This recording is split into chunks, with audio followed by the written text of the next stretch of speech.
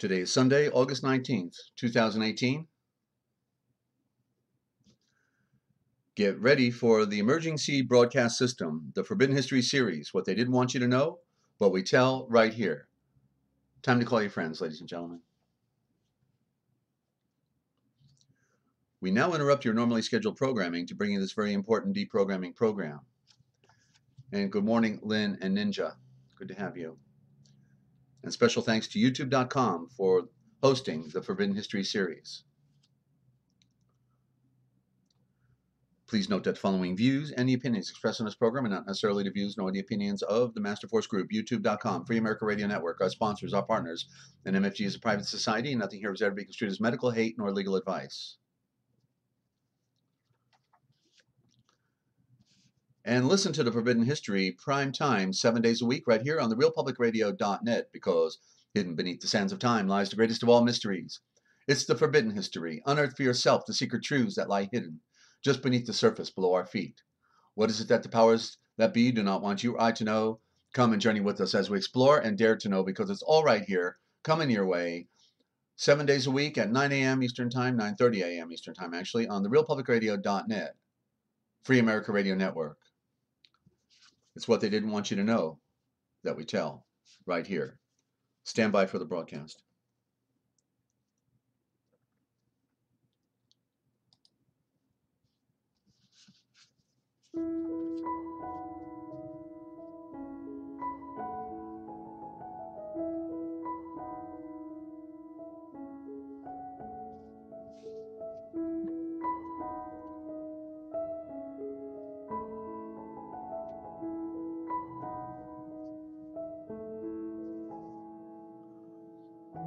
Coming to you live from Studio Z at the Lighthouse in Central Ohio, in the heart of Amish country, and Free America Radio Network in the land of dreams, enchantments, and nightmares. It's the Forbidden History series. The great lies of history, the ABCs of light, the duality revealed in the patterns and pictures of nature, a read from the original gospel, the piracy of words, the words that kill, a book review. It's all right here, ladies and gentlemen. The history of the church. It's what they didn't want you to know, right? Well, these are the things we got to talk about. Good morning, y'all love. Great to have you. And so that's why we're here. Of course, we are the deprogramming program.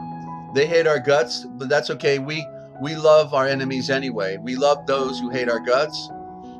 We just don't love what they're doing. That's all. But we'd be there to save their worthless hide if it come down to it, wouldn't we? Of course, because we follow the high command of love. That's all that we have, ladies and gentlemen, is the great light that shines for us every day up in the sky. But they don't want to see that light. They love their Luciferian moon, of course. They, with no responsibility, do as you please, do as thy will is their motto. Situation ethics, whatever feels good at that time, go ahead and do that. You see, all occultic and all the destruction of our world, ladies and gentlemen. It is Cain killing his brother Abel. And that's why we're here, because it is a battle for the mind. They want to beat you over the head with their papal bull, but they claim to be the light, but yet truth is light, and we know they're full of lies, and the ignorance is darkness. And they've done a great job brainwashing our friends, haven't they? And the light and the darkness, these are the great antagonists, the one against the other. The darkness can't stand in front of the light. That's when those dogs start barking to their moon, right? We read about that yesterday. Once we can begin to comprehend the true nature of things as they really are, then we can begin to comprehend that there is nothing more to complain about. We just have to know the score and know everything's all right in the body of the Mashiach, Yeshua.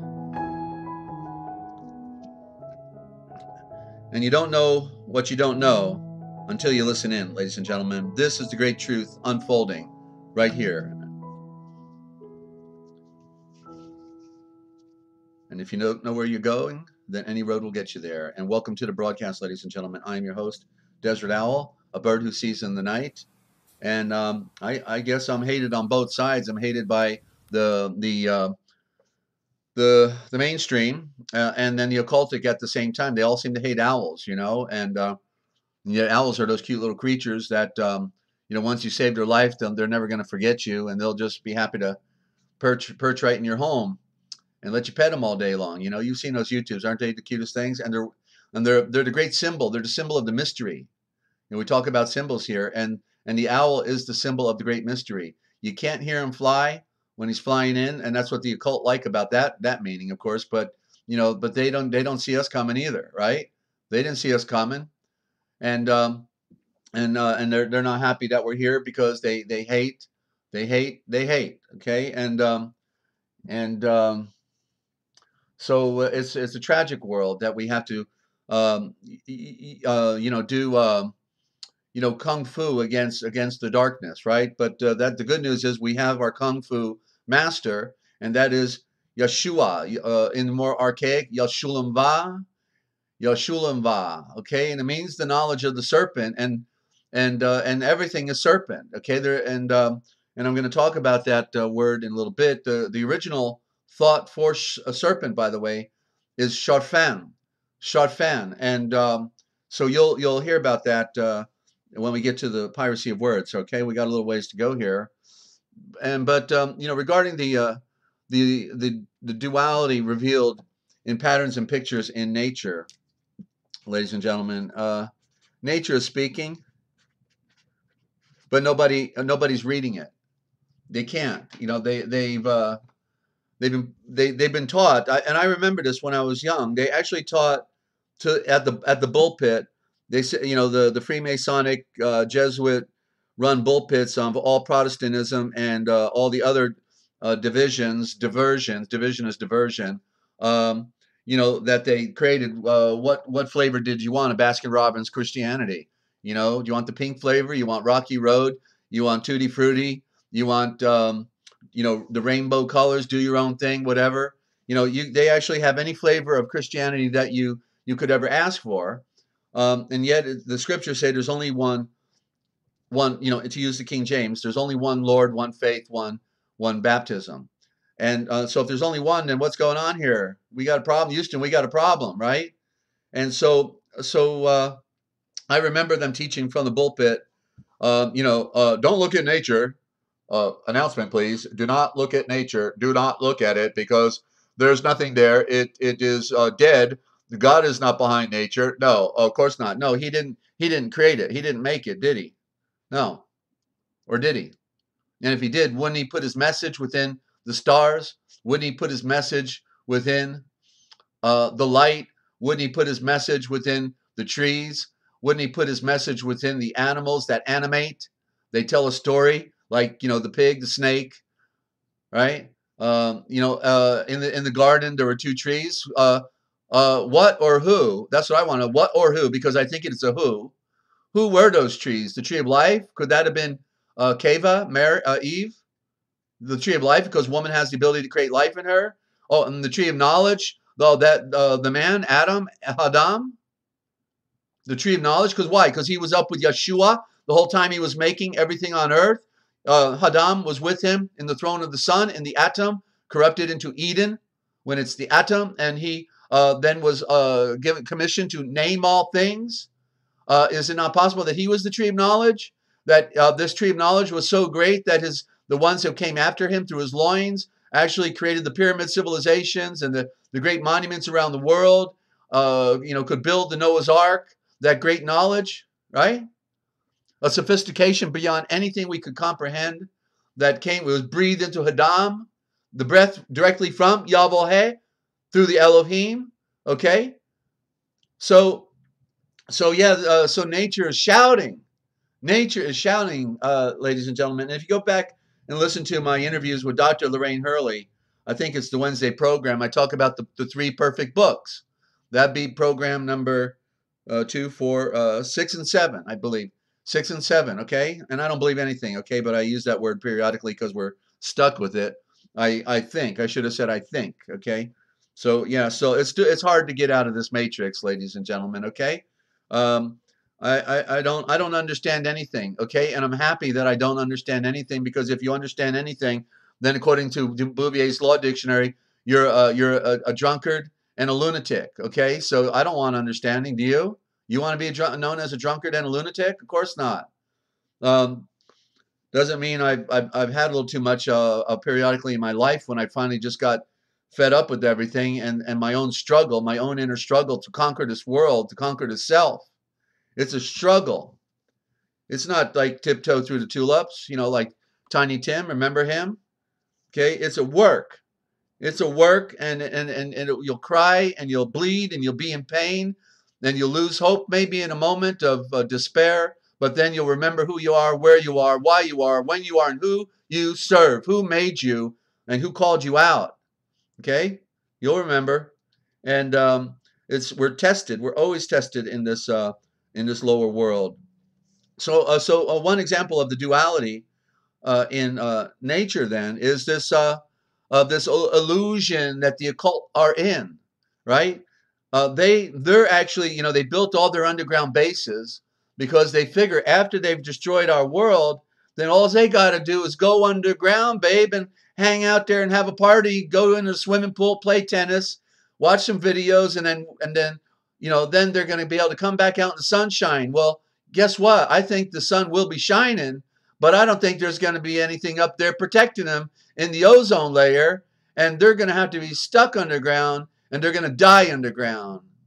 They dug their own grave, okay? Because we know that they've destroyed the ozone layer. Virtually 80 to 90% of it.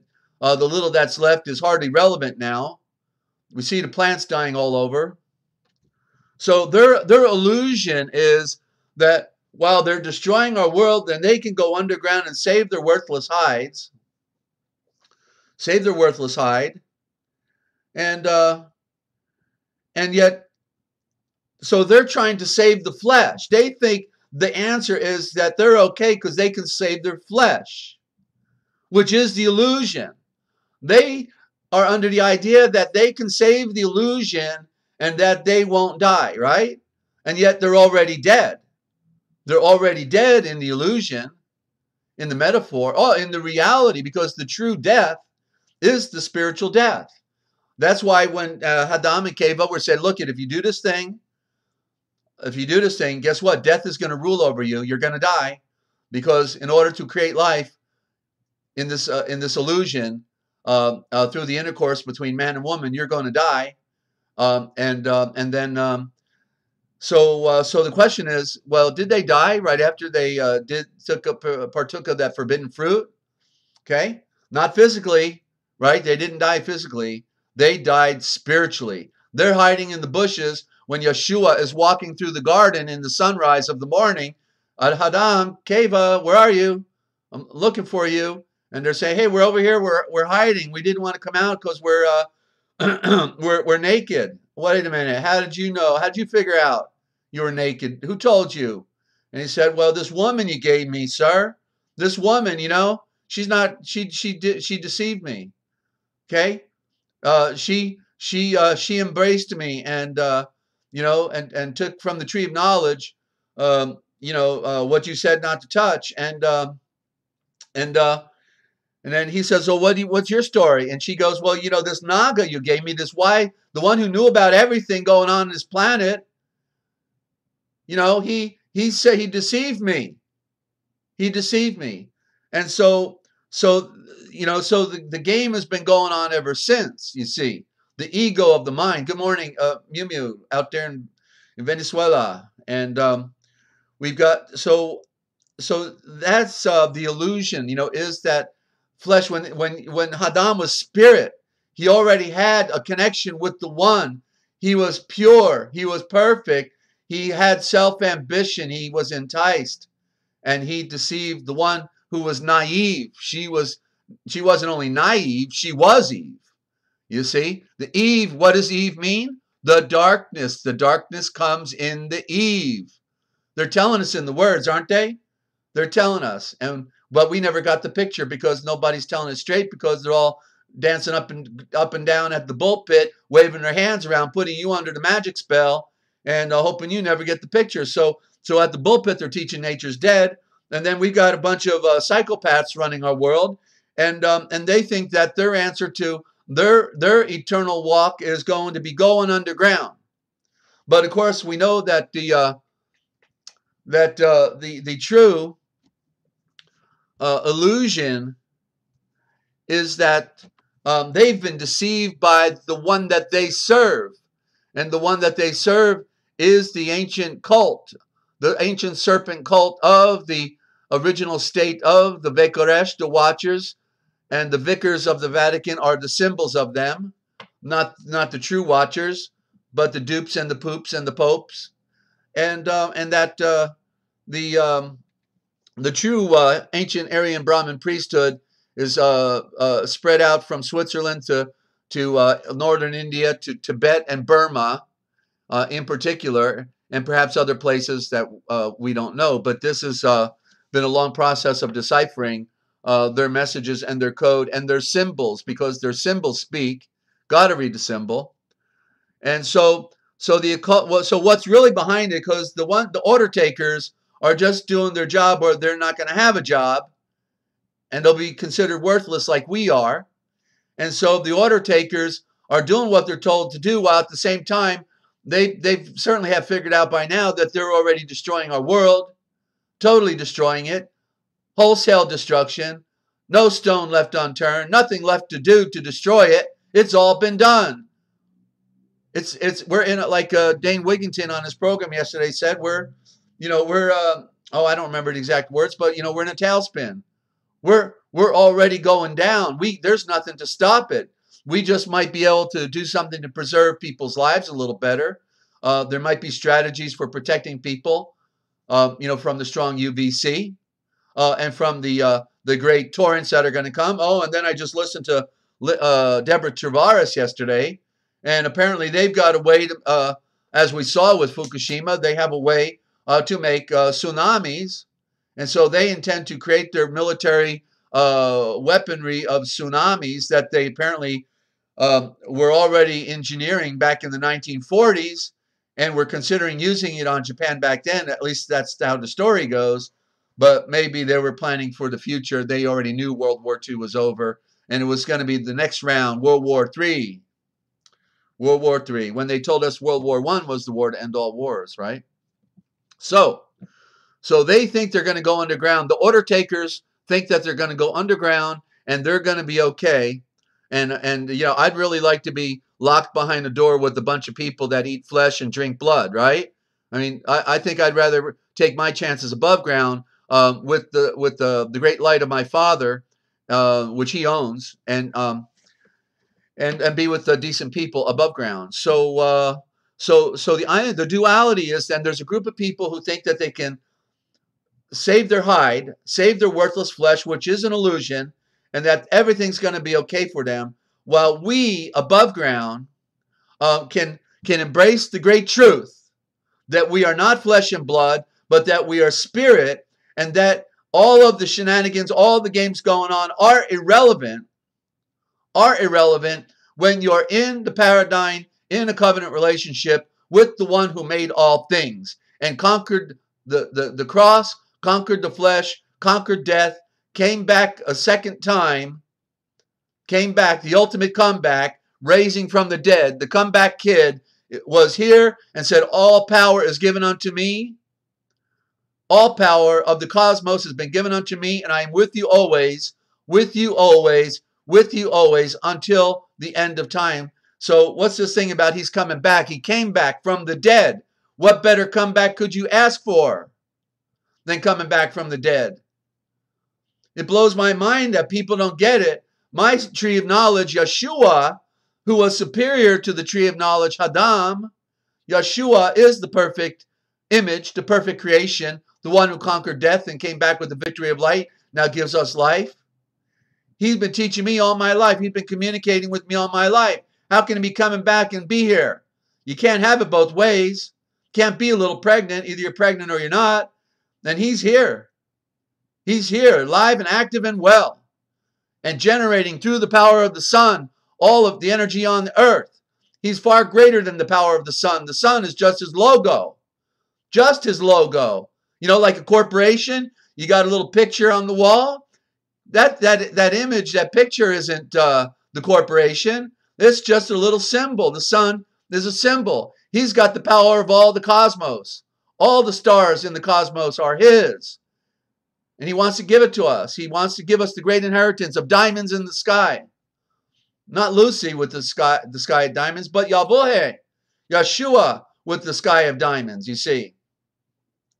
And so the duality, the great duality is there's a bunch of people with worthless hides destroying our world, and they're thinking they're going underground, they're going to have a party. They hate our guts, they follow the Babylonian Talmud, and then we're stuck up underground and we're hopeless. No, we're not hopeless. I'm filled with hope.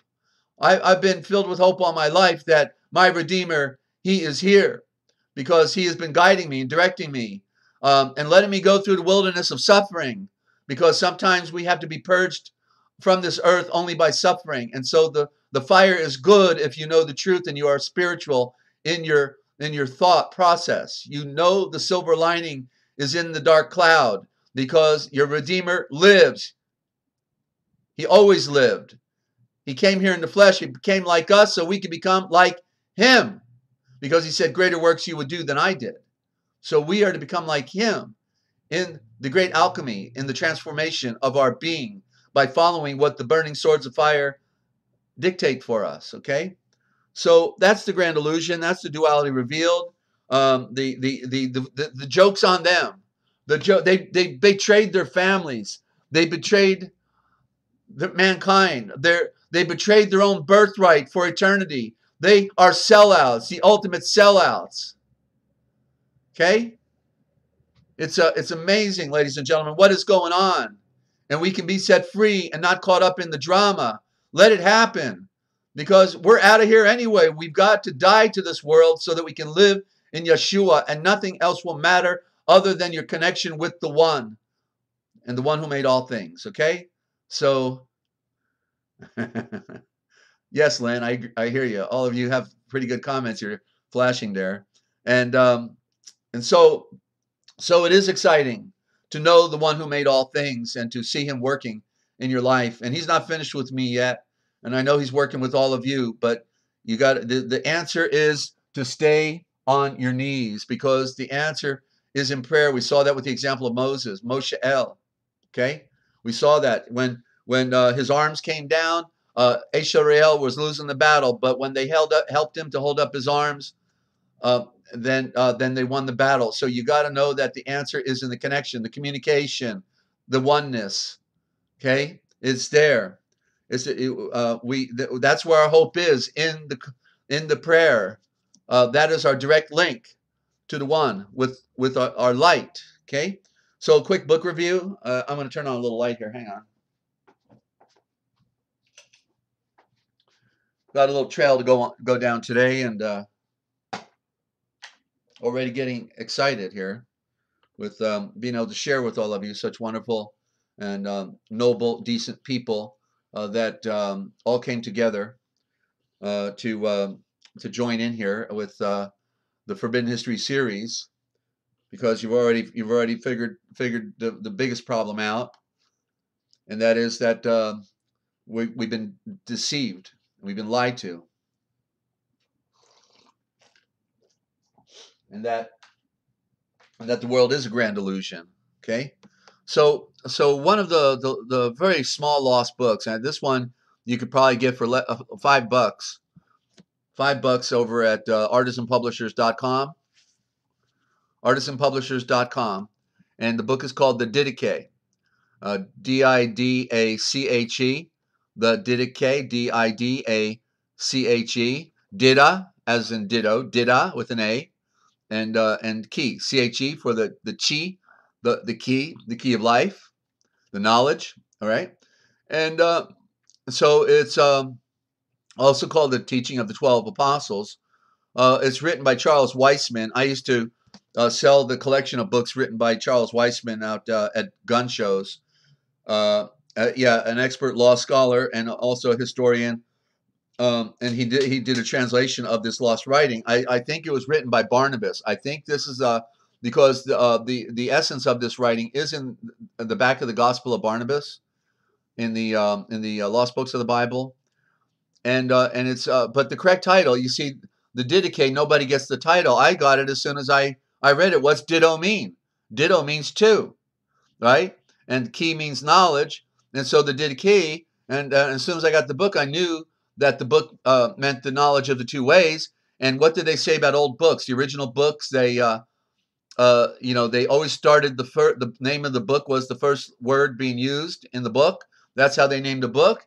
And so here, the very first chapter starts, there are two ways, one of life and one of death. And there is a great difference between the two ways. Now, the way of life is like this.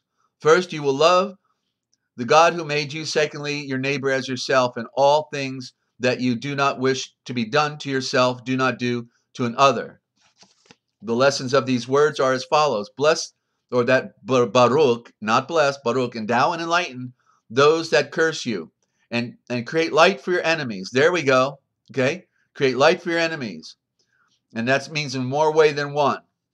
Fast for those that persecute you. So miss a meal. That'll teach them a lesson. Miss a meal, and you're going to have power with Yeshua, and he's going to be active in their life because of what you do for them, you see, by missing a meal because of what occurred. For what thanks do you deserve when you love those that love you only? Do not even the heathen do as much? For your part, love those that hate you, and you will not have an enemy. Okay? So, I felt bad about calling the guys, slime the other day because it just, it was a gut reaction, but I didn't, have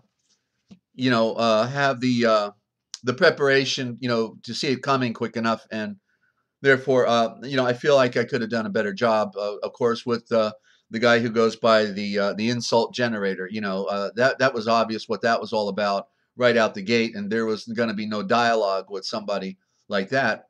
When they're coming on putting a false premise about the scriptures as well. But so this book is the Didache, and it is a very small book, only 16 pages, and yet it is the handbook. The point is, it's the handbook of Christianity. They created a simple document that talks about the way of light, and then it says, now this is the way of darkness. Where's that part? Now the way of death is this. First of all, it is darkness that is filled with a curse, murder, adultery, lust, fornication, thefts, idolatries, magical arts, sorceries, robberies, false testimony, hypocrisy, double-mindedness, fraud, pride, malice, surliness, covetousness, foul speech, jealousy, audacity, loftiness, false pretensions. It is the way of them who persecute the good, hating the truth, loving falsehood, of men ignorant of the reward of perfection and light, in living in the perfection of light, not devoted to what is good nor just judgment, on the watch not for the good but for the darkness, looking out for dark things to do, from whom meekness and patience are far off, men who love vanities, pursuing rewards, the men that have no compassion for the poor, are not concerned about the oppressed, do not love him that made them, of murderers of children, destroyers of Yahweh's images, of men who turn away from him that is in need, oppressing those that are afflicted, advocates of the rich, or those of prestige and fame, lawless judges of the poor. In a word, men steeped in darkness with their eyes closed. From all of these little ones, you must be preserved and stay away from. And so there's the book of the Didache. And I'll probably read it one day, perhaps on a Sunday. And we're moving through here. I've got a lineup, and then we got our special read. Okay, so we're in the Gospel of Tomah. I just want to do a quick read here on the Gospel of Tomah, and we're in verse 5. These are all a collection of 114 sayings of Yeshua. And Ninja, you're saying you made us all aware with the trolls. That's a good thing. Yeah, well, I think we saw them at their best, didn't we? Yeah, they're proud of themselves. They're proud to be mother sons of darkness. They're proud to be the sellouts of mankind. They're proud to hurt other people. That's their pride. That's their idea of being dignified, you see. And so we can feel sorry for them. We could realize that they're actually the low, when they call us the low goyim, right? That the truth is, we know it, that they're of the lowest form of creation that remains on earth. Imagine, the president of the United States, that then George Bush Jr., it's the Bush family that we're working with, the Mossad, the Skull and Bones, both him and his father, brotherhood of death at the helm of the United States British Corporation in a box, and with the Israeli Mossad are willing to take down the World Trade Center and kill 3,000 people, right? The president, who then goes there and embraces a fireman on a pile of rubble and gives his speech of occultism about, we're going to go get those enemies, right? And there's the enemy right there, right in front of you, giving the speech. The enemy of mankind, the lowest form of creation that ever existed. Animals are far better creatures than that. Animals don't maliciously kill one another. They only kill for survival, for their food, what they need. That's the way they were designed. But they don't go out, like the demon, like the monster, the moon star, and destroying, because that's what they are. They're monsters. They follow the moon, Lucifer, the darkness, the star of the night, without light, never changing its face other than in the grand illusion, the dark side. Looking good on one side, and the other side is as darkness can ever get. So in the Gospel of Thomas, Yeshua breathed, know what is in front of your face, and what is hidden will then be disclosed to you. What is hidden from you will be disclosed to you. There is nothing hidden that will not be revealed or cannot be revealed. That's a powerful scripture. Let's read that one more time. Yeshua breathed, know that what is in front of your face, what is right before you, which most people can't interpret and read what is right in front of them. How are they going to ever be able to interpret the mysteries if they can't interpret what's right in front of them every day? Right? The illusion, the lies, the deception, the great theater, the show, the greatest show on earth. They've seen it all their life and they still don't get it. Yeshua said, know what is in front of your face. And if you can do that, then what is hidden from you will then be revealed to you. The true nature of things, as I open the program, ladies and gentlemen, the true nature of things we must know. For there's nothing hidden that cannot be revealed. There's nothing in secret that cannot be known. That is beautiful. That's the way Yeshua designed it. That's why I'm able to convey for you the original thought in the Indo-Germanic Aramaic mother tongue. The original thought is here in our modern time because it's in the corrupted English, Anglican hooking code that they put on us when it is our Aramaic corrupted. It is the same symbols, the same shavors. They've just abbreviated them, sliced and diced them, and slipped in a little bit of their code game, and it's to be deciphered. It is a science, and Yeshua is the one who knows that science, and he teaches it. Okay, and so we're learning it as we go here. And one day when they shut me down and you don't hear from me anymore, you'll have the keys. That's what he gave to the 12. He said, I give unto you the keys. And what you open will be open. And what you want to remain locked will be locked. And it's all about the symbol. Those are the keys. The knowledge of the symbol is the foundation of creation. Nature is the first symbol. And then the alphabet is the second symbol. And other than that, we don't make images, because all images are false. Or as a painter once said to, somebody once said to a guy who was making a painting, he said, why are you creating a false image of a false image? You see? Think about it, right? Why are you creating a false image of a false image? Like, you think it's pretty? Yeah, it has, what pictures on the wall are pretty, but the point is, it's all the grand illusion. There's another picture that you want to see, and it's the elusive, the unknown, the great mystery in the cloud, in your mind, what nobody else can see, but you see it and you get it. And they don't. And they don't want to. Actually, they don't want to, you know. Please don't give me the truth. Just bore me with the fiction. I can't handle the truth. If I got the truth, I may have to do something. I may have to take responsibility for my walk, for my life. And now we're into the Dictionary of All Scriptures and Myths. And want to welcome all of our listeners here and new listeners that keep coming in throughout the days, listening to the replays.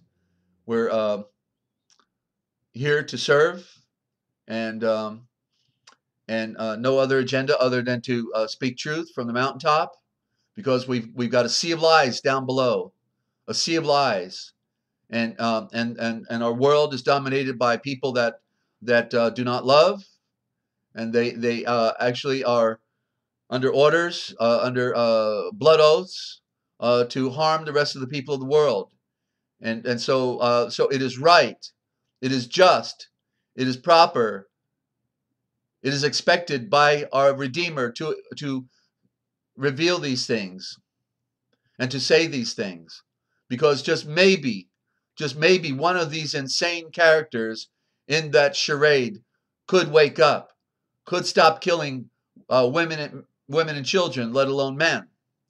You know, could stop the evil that pervades this world, but it is a world of darkness. Therefore, they will never be able to shut down the machine. The only one who can shut down the machine is Yahweh himself in the character of Yeshua, the tree of knowledge. And they hate the light, and yet it is the light that gave them being. Isn't that amazing? They hate the light. They hate the one who gave them being. It is so mind-blowing to just wrap your mind around that one thought. They are going against themselves. They are going against everything, everyone. They are their worst enemy, and they're the enemy of all mankind.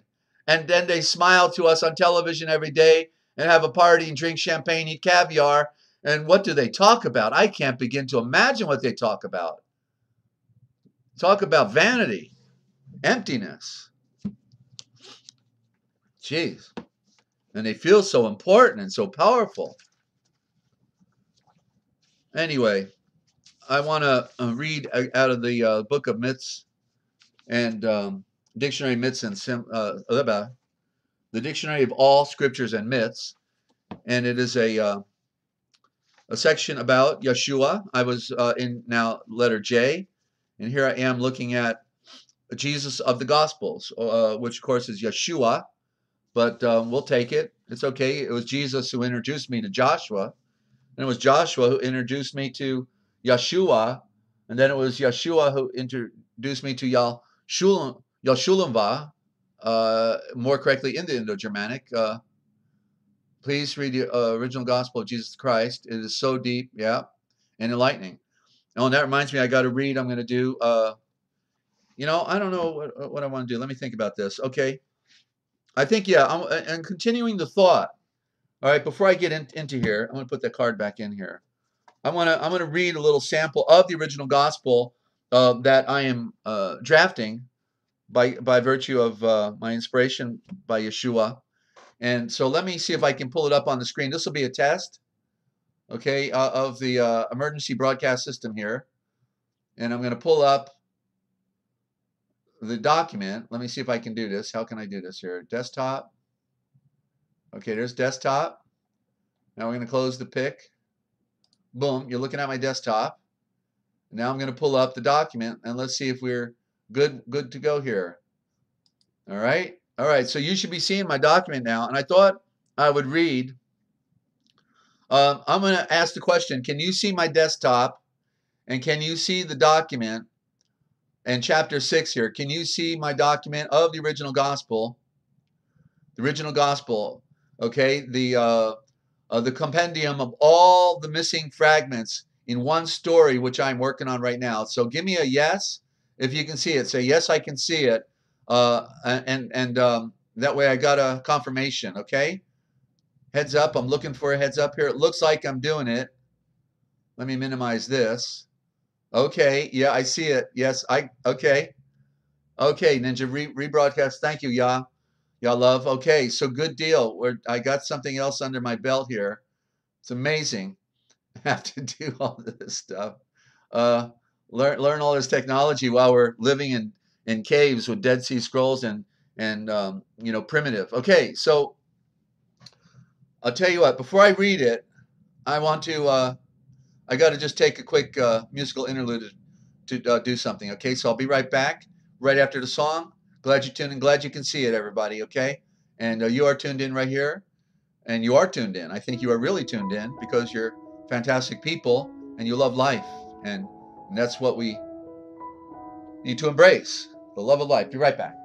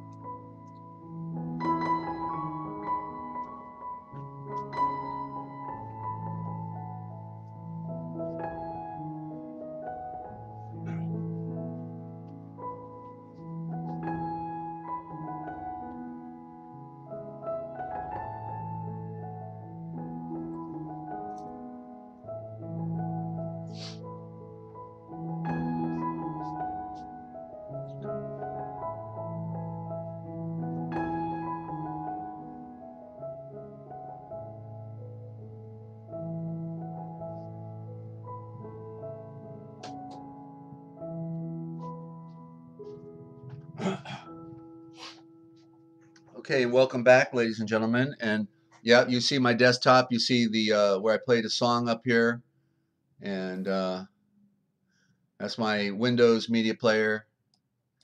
And now I'm going to open up the document again, right here, and we'll do a read. And so, okay, we're in chapter 6. This is, of course, a prototype work, but it is the beginning of doing the original gospel of Yeshua the Mashiach. And so this was the part that really got me, because I was going into all the 4 regular gospels, and then I found an important part in the gospel out of Tibet, which is what is known as the gospel of the perfect life, and other and other sources. And I was pulling it together, and it was like, whoa, here's the entire picture. And that's what we need, because everything's been fragmented, right? Everything's been fragmented. And so what do we got to do? We got to pull it back together. Wouldn't that make sense, to pull everything back together? We're pulling the words together, the shavors, and we got to pull the story together. Let's get here the entire complete story and stop reading the fragments and being disjointed in what the actual story is. Let's get inspired by the entire story, also based on original thought. So I'm going to give you a sample of that this morning, okay? And so now, so Yeshua, Jesus, walks upon the cosmic waters. Now, the 12 were crossing the sea and had hoped to reach Capernaum first for a quick break. And you see, that's a key element there, right? Because you see, he told them to go across to the other city, which is what is the other city called? I don't know. I'll find it somewhere. Okay, but so they weren't going there. They said, hey, I think we got time. Let's go to Capernaum real quick. Let's take a quick break. Then we'll go to the other city. You see, so they didn't listen to him, and they were going in a different direction. That was the first thing I saw. You see, and we never get it when we're reading the story, but that's what happened. They didn't listen, and they're going in another direction, and so therefore, what happened? All the winds started blowing, the waves came up, they kept rowing, and they weren't getting anywhere. They weren't going anywhere because they didn't listen. You see? And that's an important first factor in this story. Okay, here we go. So now the 12 were crossing the sea and had hoped to reach Capernaum first for a quick break. And when all at once a tremendous storm had come up upon them, by now it was completely dark, and all of their boats were somewhere in the middle of the sea, being tossed about violently, with all of them in complete panic, while at the mercy of the waves, with all of the wind being totally against them, while Yeshua was still alone, somewhere behind, back on the other shore. This was after he fed the 5,000, right? Then the third watch of the night, the wind became a whirling cyclone, and they were each absolutely certain that they were all going to die.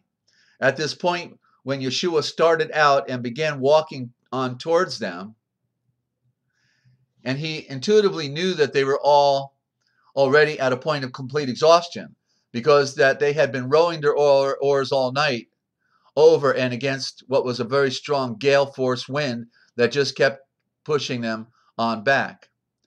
Now, by the fourth watch, it being already near the dawn, but still in this blinding storm, they could see the shape of a man walking upon the waters.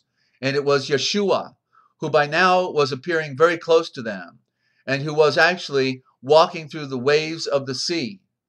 But he had acted as if he was just going to keep on walking, moving right past them. It seemed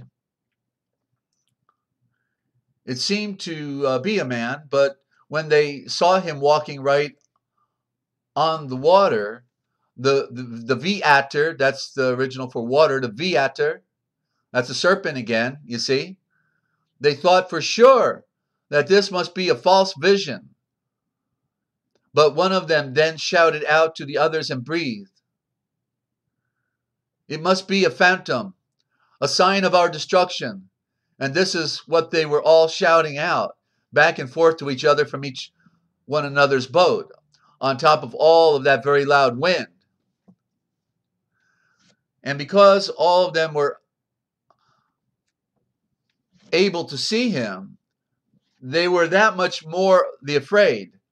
But then Yalchanan, John, recognized the form, and he breathed, "It is the seed planter, the teacher." And immediately, just as soon as he had said this, then the winds all became greatly reduced and were no longer blowing as hard.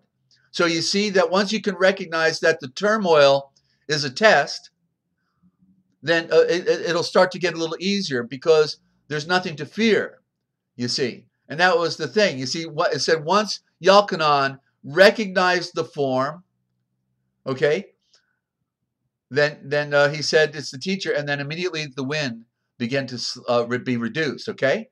And then he spoke out to them, "It is really me. So be of good spirit and do not be afraid for your lives, since I am really here with you."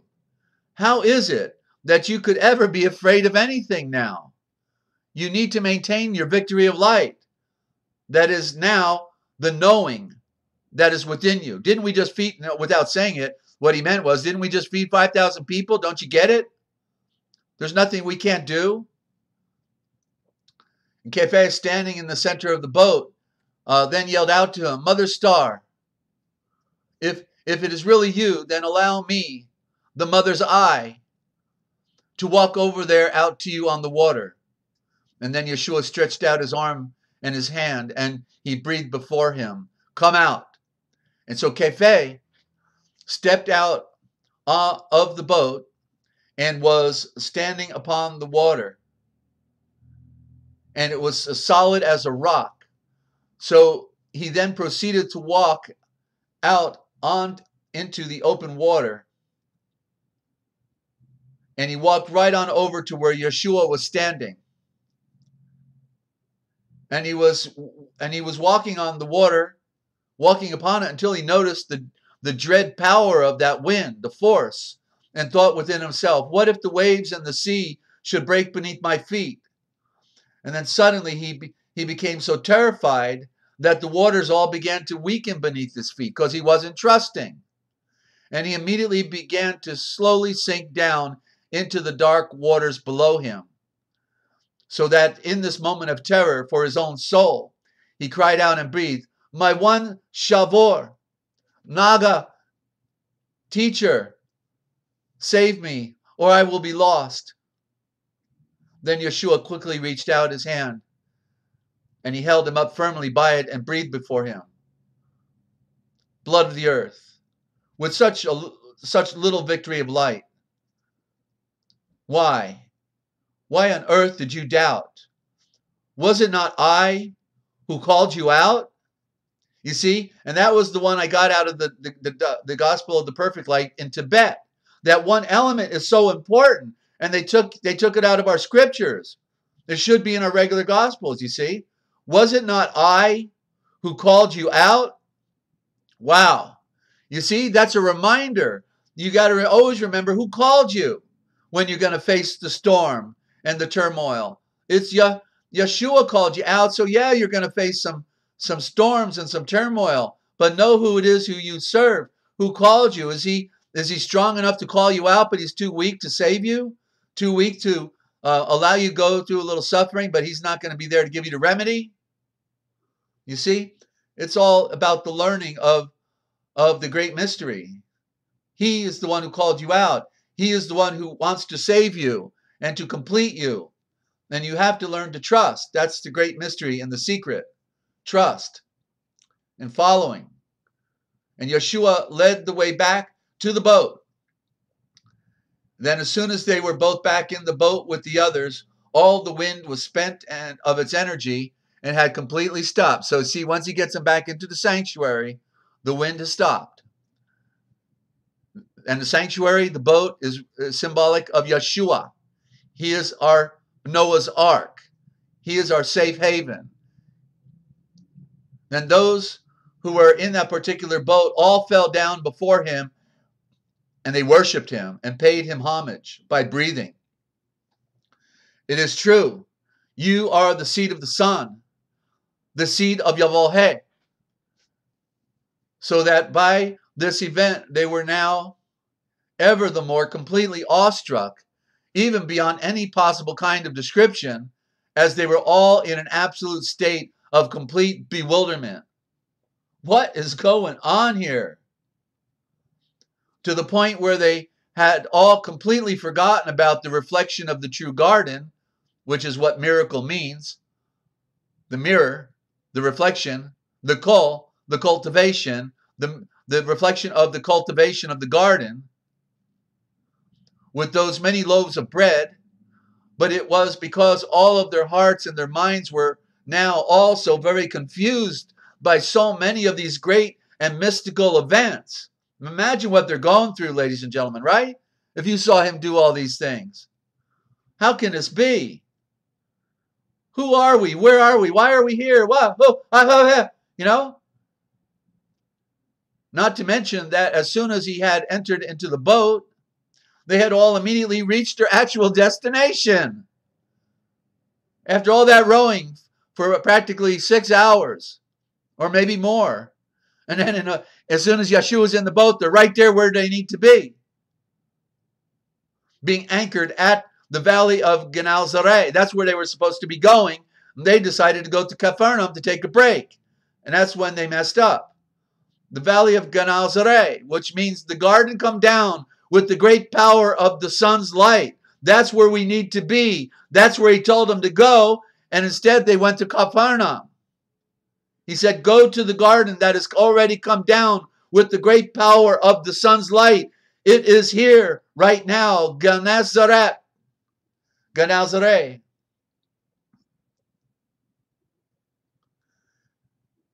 And the rest is to be continued, ladies and gentlemen. This is not my final document. All my stuff is on my other computer.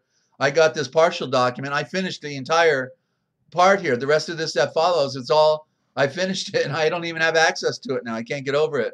I've done all this work, and it's a little, yeah, it's a little painful to be removed from being able to do your own word processing. It's all my stuff's on the other computer. I've been waiting 7 months for help, and I haven't been able to get help yet. So I'm not even able to do my word processing. So, but there you go. I just wanted to give you a sample of the original gospel.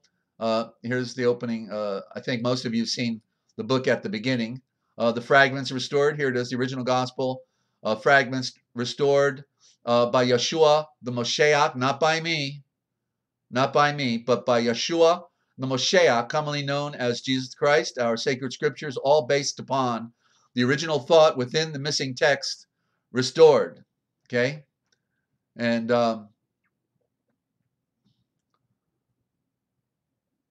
so there you go. And what is this? So one of the greatest ancient literature, let's read this real quick. One of the greatest challenges that we now have when we are dealing with ancient literature is in the different use of and meaning or implications of the words in each of the respective ancient tongues or diction. Simply put, diction can have force and power, or it can be totally dead. The English diction, for example, is totally dead. And it is dead because it does not follow any of the natural laws or of diction. That is, none of the original root and universal laws that still belong to the basic diction. There are a number of them, but they never show it to us in school, fool. The most basic law in diction is that all diction is supposed to sound as it appears. Since the English diction is made up of many different tongues and is also a controlled, engineered, and bastardized diction that is not simple, nor does it follow any of the required fundamental rules of diction. And this is the reason we certainly hear that English is one of the hardest forms of communication there is to learn, perhaps unless you speak German. The masculine and feminine characteristics have been taken out. Some letters have more than one sound, and so on. We even have sounds in our words that no letter can pronounce, such as the word déjà. Sounds French to me. But all diction universally has behind it a thread that holds it all together within one giant mystery, and it is the mystery of symbol, ladies and gentlemen. Okay, and that was one of my breathings right here. Translation, modern day problems. I could go on here, but we'll leave it at that. We got other directions to go. You're getting a picture of this. You can read this stuff. You got a picture here, okay, and you can just stop it. Yeah, I hope to get back to this as soon as possible. Time is limited, and I feel like the clock is just ticking, you know, and there's no time left to do this stuff. I can't get over it. So let me open up my OBS, and we'll get back to the regular program. Hope you enjoyed that read. Hope it had bearing for you. Hope you got the picture. Okay. Final wave. There we go. And then where we are. Learning technology. Can't get over it. So, and Martha, good morning. Great to have you. Okay. And anybody new on the line as well, welcome to the broadcast. You're tuned in right here to the Forbidden History series and what they didn't want you to know. Okay. They wanted us under their control. They wanted good slaves. What backs the money? Slavery. What backs the money? Labor.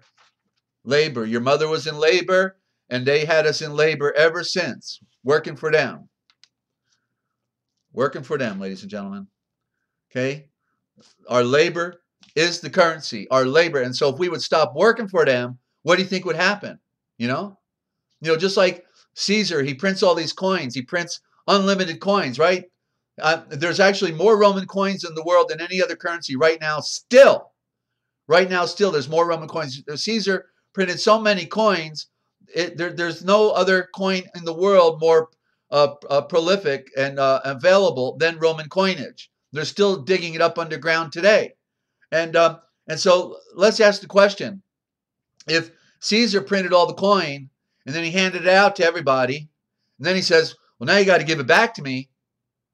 What in the world does he need it for if he can print all he needs, right? He can print all he needs, coin all he needs. And so what's going on? Why does he need us to give it back? And through taxation. Why? Because it's all about control. All about control, right? It has nothing to do with Caesar needs the funny money. It's all about control. And so they bonded our hide with the birth certificate, put us into, monetized it, put $1.5 million into circulation as far as today now with the babies being born. Puts $1.5 million into circulation for every baby being born. And then they can, of course, fractionalize it when there's creating a loan. And then the bank can presto magico create 10 times more than what was created already in their banks. So they can compound it 10 times over, presto magico. And yet the only thing that makes the money go round is the labor through the birth certificate slave. Okay. So they don't need the money. They just, after you work so hard for it, they just want to take it away from you. They're going to take half of it back after you worked all week. They're just going to take the other half so you got less to spend. You thought you were making a lot of money. They got you to think it's funding the government, the greatest show on earth. There is no money. It's a lie. They can write all the bookkeeping entries they ever wanted to. Okay? They just write numbers and they got it. There's how they do it. Or they do it through the black budget. Oh, and then they like to deal the drugs, of course, and claim they needed the money, through the drugs. But what they really needed was the drugs. That's just another cover story, that they needed to do that. So it's the grand illusion, the greatest show on earth, and it's the sickest game there ever was. And from a practical standpoint, I think I like Frankenstein's quote the most when he found out that the bride of Frankenstein monster found out the bride of Frankenstein didn't like the way he looked, and was pretty upset about the whole deal, waking up like that. Then Frankenstein, the monster, he goes over to the big handle. He's going to pull the switch. And then Dr. Frankenstein says, don't pull that switch. You'll kill us all. And then Frank goes, we belong dead. Blah. And he pulls the switch and takes the castle down. And I think it's true. We belong dead, ladies and gentlemen. Those who want to transcend belong dead. And those who don't give a damn, they belong dead too. So we belong dead, okay? And it's the great irony of our civilization. It's the sickest planet, I guess, in our solar system. I don't know. There could be life out there. I think there is, but we'll never see it. Okay, they're stuck in their bubble. We're stuck in our bubble of radiation. We can't go out or we'll fry. Okay, you'll be a French fry if you go out there. It's a cosmic wilderness. Okay, it's as Wernher von Braun said it so well. If they sent men to the moon, then they would have to use 5 feet of lead shielding, 5-foot thick lead shielding to be able to go to the moon. And therefore, the rocket would have had to have been as big as the Empire State Building to get off the ground. Okay, get the picture. The truth is known. The rocket scientist, mass murderer, Wernher von Braun, became family man and then had a conscience and decided to spill the beans to his secretary on his deathbed, and who was also a teacher, then went public with all this. Okay, so the truth is, it's all an open secret, and everybody should know it, but they like the fiction better. Don't bore me with the facts. Just give me the fiction. I like it. It's a lot better. The funny looking aliens coming in, naked aliens and all. Then other aliens need a spacesuit. Then we got some that are blue, some that are brown, some that are green. I mean, it's like, okay, yeah, I guess it's a real traffic jam up there of aliens, isn't it? Man. Okay, now we're in the dictionary of all scriptures and myths. And by the way, we do have a phone over here if anybody wants to call in with a great lie of history. you got a word you want to talk about, a shavor, then you can call in, okay? You can reach out and touch someone. And it's 608-566-7295. That's 608-566-7295. Skype is Free America Radio. That's all one word, Free America Radio. And love to hear from you, okay? And you'd be giving my voice a break at the same time. All right, but I'm doing okay today. I've got a few nutritionals in yesterday, and I feel like my voice is just doing a little better. And thank you, everybody out there, for all of your prayers, all of your variable support. You know, it means a lot. I know you're eating this stuff up because you folks love truth, and I went on a very unusual journey in my walk, and I hit the books. And by age 35, I had 2,000 books on the shelf, and I had the energy to read back then. I read 12 books at a time, okay, sometimes twice a day. I'd go into them, read another chapter, and yeah, I was homeschooling, and yeah, and so those were the days, okay, but we're in another time now, the end of the world. I can't get over it. Yeshua, the Jesus of the Gospels, a symbol of the indwelling higher self, the Mashiach, or divine spirit in man, evolving towards complete manifestation. In other words, it is the divinized soul, or the Christ soul, not yet, but almost perfected. It represents the character towards the end of the cycle, becoming perfect at the conclusion in the death of the lower nature. The death of the lower nature is when you put on perfection. Oh, thank you, Martha. Thank you, Mew Mew. You're all saying the same thing here. That was pretty good. Look at that, dittos. All right. And death of the lower nature and the rise. So at the moment of perfection is instituted, because that's when you receive the Spirit as well. You see, when you die to the lower nature, when the death finally comes, yeah, we belong dead. We need to be dead to this world. And so when that happens, then the Spirit and the perfection and the transformation are all one, all complete. Lazar, come forth. Ray of light, come forth from the grave. And now you rise up out of the grave. In the meantime, you're in the grave with Yeshua in a covenant relationship, and you're eating the truth of the free tree of knowledge, and he's raising you up. It's a process, okay? Because we've been so brain dead, we've been so denied fundamental teaching, and everything we learn is a lie. It's a pabble, and it's a matrix. It's a maze. Yeah. Okay. So in the death of the lower nature, and then the rise of the consciousness into the higher realm, which is in the mind, the treasure in heaven unfolds. The meaning of the symbol varies somewhat between the exalted Mashiach and the earthly Mashiach, or unperfected Mashiach soul. We all become Mashiachs in the great mystery. Okay, we all become Mashiachs. And I'm quoting, Pilate therefore said unto him, Are you then a royal Malach?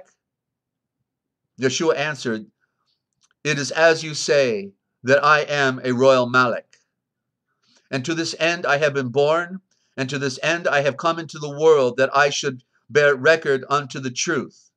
And everyone that is of the truth hears my voice. Yochanan 28:37. The worldly unstable mind, which is symbolized by Pilate here, he always gets a bad rap, but he was a good guy when you know the original gospel. Put the inquiry to the higher nature, whether it is indeed a ruler of the soul. To this, the higher nature replies that the worldly mind is always acknowledges the sovereignty of that which is above, and it and incomprehensible to it. The Moshiach within proclaims, verse 36, my Malachim sovereignty, my royal sovereign domain is not of this world. For Moshiach reigns only over those qualities and souls which are liberated or set free from the lower nature and are of the higher domain on the Buddhic plane. The buttock, that's the light, the bud, the flower that opens up, the bud eye. To this end, the victory over the lower and establishment of the higher is the Mashiach, born into the evolving soul. That's all of us. To this end did the Mashiach soul become revealed in the lower nature world. Yeah, he became like us so that we could become like him, that he might show forth the truth from the tree's root, that should overcome the illusions, what we cannot see right before us. Every quality and soul which is in harmony with the real and true responds to the call of the Mashiach and acknowledges the supremacy of the Travain love and the truth from the tree's root. Quote, the earthly soul conceived the divine life and brought it forth. Yeshua is, when born, the life of the soul in which he is born. Yeshua and the soul are one being. Only the life is greater than the soul. That's John Ward, Zion's Works, volume 6, page 276. So that first sentence was a little strange. The human soul conceived the divine life and brought it forth. Well, I guess what it means, in other words, that we could see it. We could see it, and therefore embrace it. I think that would be a better way, because we heard the call, the echo, echo, echo, echo, echo, echo. We heard the echo, the very faint sound, and we said, okay, I think I want to hear more. And so we went after it. Okay. And so Mashiach, Yeshua, the Mashiach, Yeshua, is no other than the hidden and the true creation of the Spirit, the perfect creation, the express image of the Travain radiant sunrise, the power of the sunrise. And it is possible to blood of the earth by the renunciation with which mystically is the crucifixion. That's renunciation, to renounce the world, to say I'm a sacrifice of his outer and lower self, to rise wholly into the inner and higher self and become becoming suffused or anointed of the Spirit, capital S, to put on the Mashiach, the Mulsheach, more correctly, propitiate, Yavohe, and redeem the earthly and the material, to seal it. For such of us as know and live the inner life are saved not by any cross on Calvary 1800 years ago, so this is written 200 years ago, not by any physical blood shedding, not by any voracious passion of tears and scourge and spear, but by the Mashiach, Yeshua, the Yavohe within us, the Emmanuel, the Father, the great Father of light, who came down at the end in the enlightenment of the heart, born, working mighty works, and offering oblation in our lives, in our own character, redeeming us from the world and making us seed of the Son and heirs of everlasting life in a day without end. But if we are saved this way by the Travain love of the Moshiach, it is by love, the Travain love, also that we, and that's the three, the Travain, remember, is the tree, the three, that's the Travain love. It's all encompassing. It is the microcosm, the macrocosm, also that we manifest the Moshiach to others. We reveal him to others. And that certainly is part of what saves us. If we have received freely, we also give freely, shining in the center of the darkness that is in the darkness of the world. And this comes from The Perfect Way, page 112 and 114. See John 8:24. Quote, notice to begin with that the word he is not present in the original. Thus makes it a great difference. The passage should read, if you do not follow that I am the one, you will die with your eyes closed. The following here is referred to has a moral, ethical significance.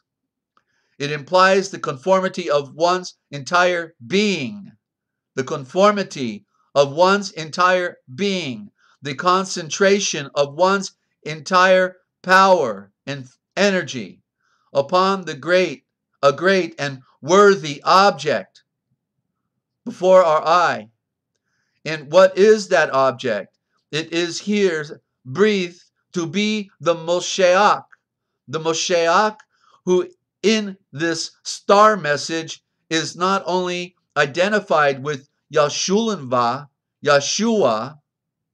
but with the eternal Shavor, the word by whom creation exists, and who is therefore the source of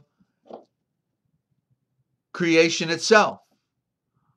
The statement in the text thus amounts to this, that unless we realize and trust the presence within us, that was in the walking on water, trust the presence within us, know that we are not alone, of that pure eternal fact, that supreme reality, that creation divine, which the world has come to reverence as Yeshua, we will never escape from our ethical disabilities.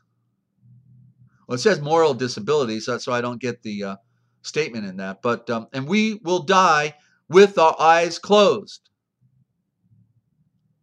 So people are already dead. If their eyes are closed, that means they're already dead, right?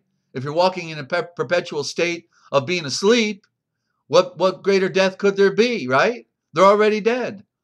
That's the death that they have to rise from. The dead need to rise. That's the rising from the dead, not the physical death, but the spiritual death. Hey, good to have you, UFOs over in New York. Okay. And how is anyone ever going to escape from the dominion of earthly passion and desire except by relying upon something which is deeper and stronger than these masters of the outer man? The serpent is a master of the flesh because it is the flesh, the serpent. R.J. Campbell's sermon, The Faith That Saves. Quote, the Waldeness pretend that every man is a seed of the sun or seed of light in the same manner that the Mashiach was. The Mashiach had Yavohe, or the only true anointed pure great breath of the wind and wings of fire throughout all time, the divine breath, the Holy Spirit for soul. And they say that other men also have. They follow in the incarnation, the birth, the passion, and the resurrection of Moshiach, but they mean it by the spiritual conception, spiritual birth, spiritual resurrection of the perfect man. For them, the true passion of Yeshua is the martyrdom of the pure blood of the earth. And the true sacrament is the conversion of a blood of the earth, for in such a conversion, the body of the Moshiach is then formed. As he said, greater works we would do. We are incarnated by him, in him. And he said, greater works we would do. R.M. Jones, that's the mystical religion, page 191. And quoting further, the individual can never say, I am not this I, which is the knower, the actor, the thinker, the doer. It is the subject, not the object of thought. This is the genuine self, and it is identical in its nature with the supreme knower of the world, whom we call God, or Yavohe. It is one with Yavohe and inseparable from Yavohe, or as it once was said, that in him we move and breathe and have our being, as the sunbeam is one with the sun and inseparable from it. The sunbeam has no life of its own, but partakes of the life and nature of the sun. And so do we. So does the soul, capital S, or genuine ego, partake of the life of Yahweh. It is Yahweh within us.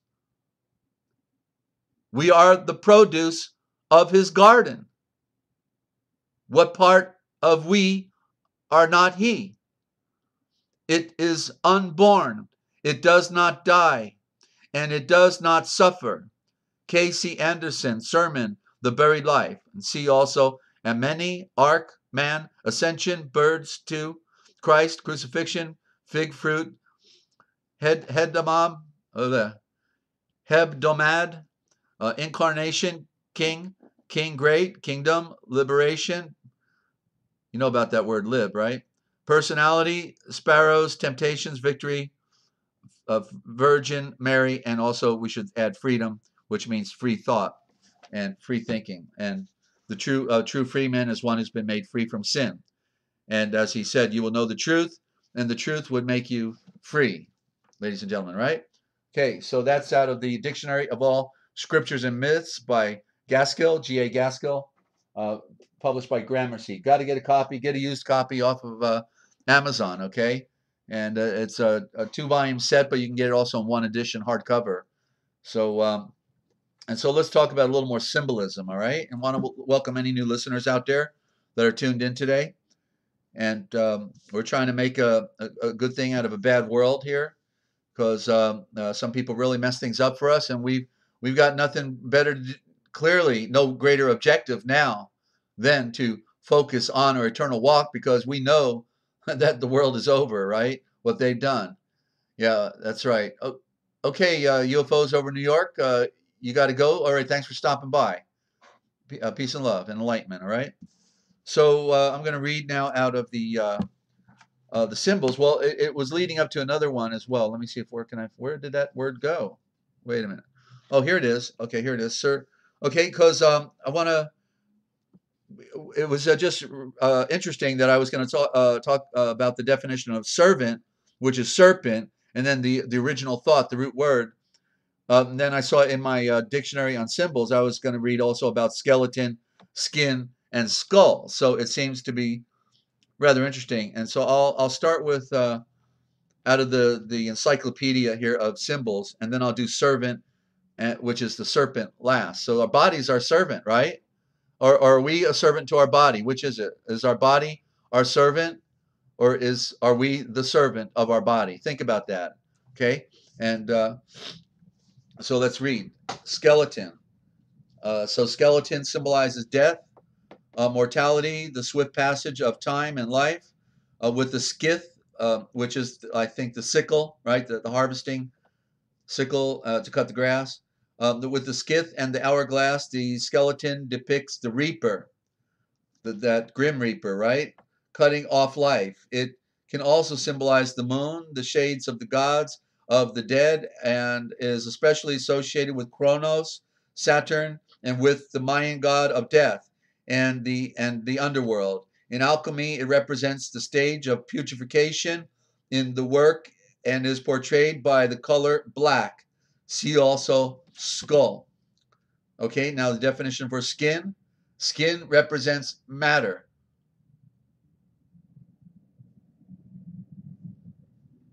Skin represents matter. The skin of a mystical animal, such as the bull or horse, or the fleece of a ram or sheep, represents the fat of the animal, and by extension, all life-sustaining produce.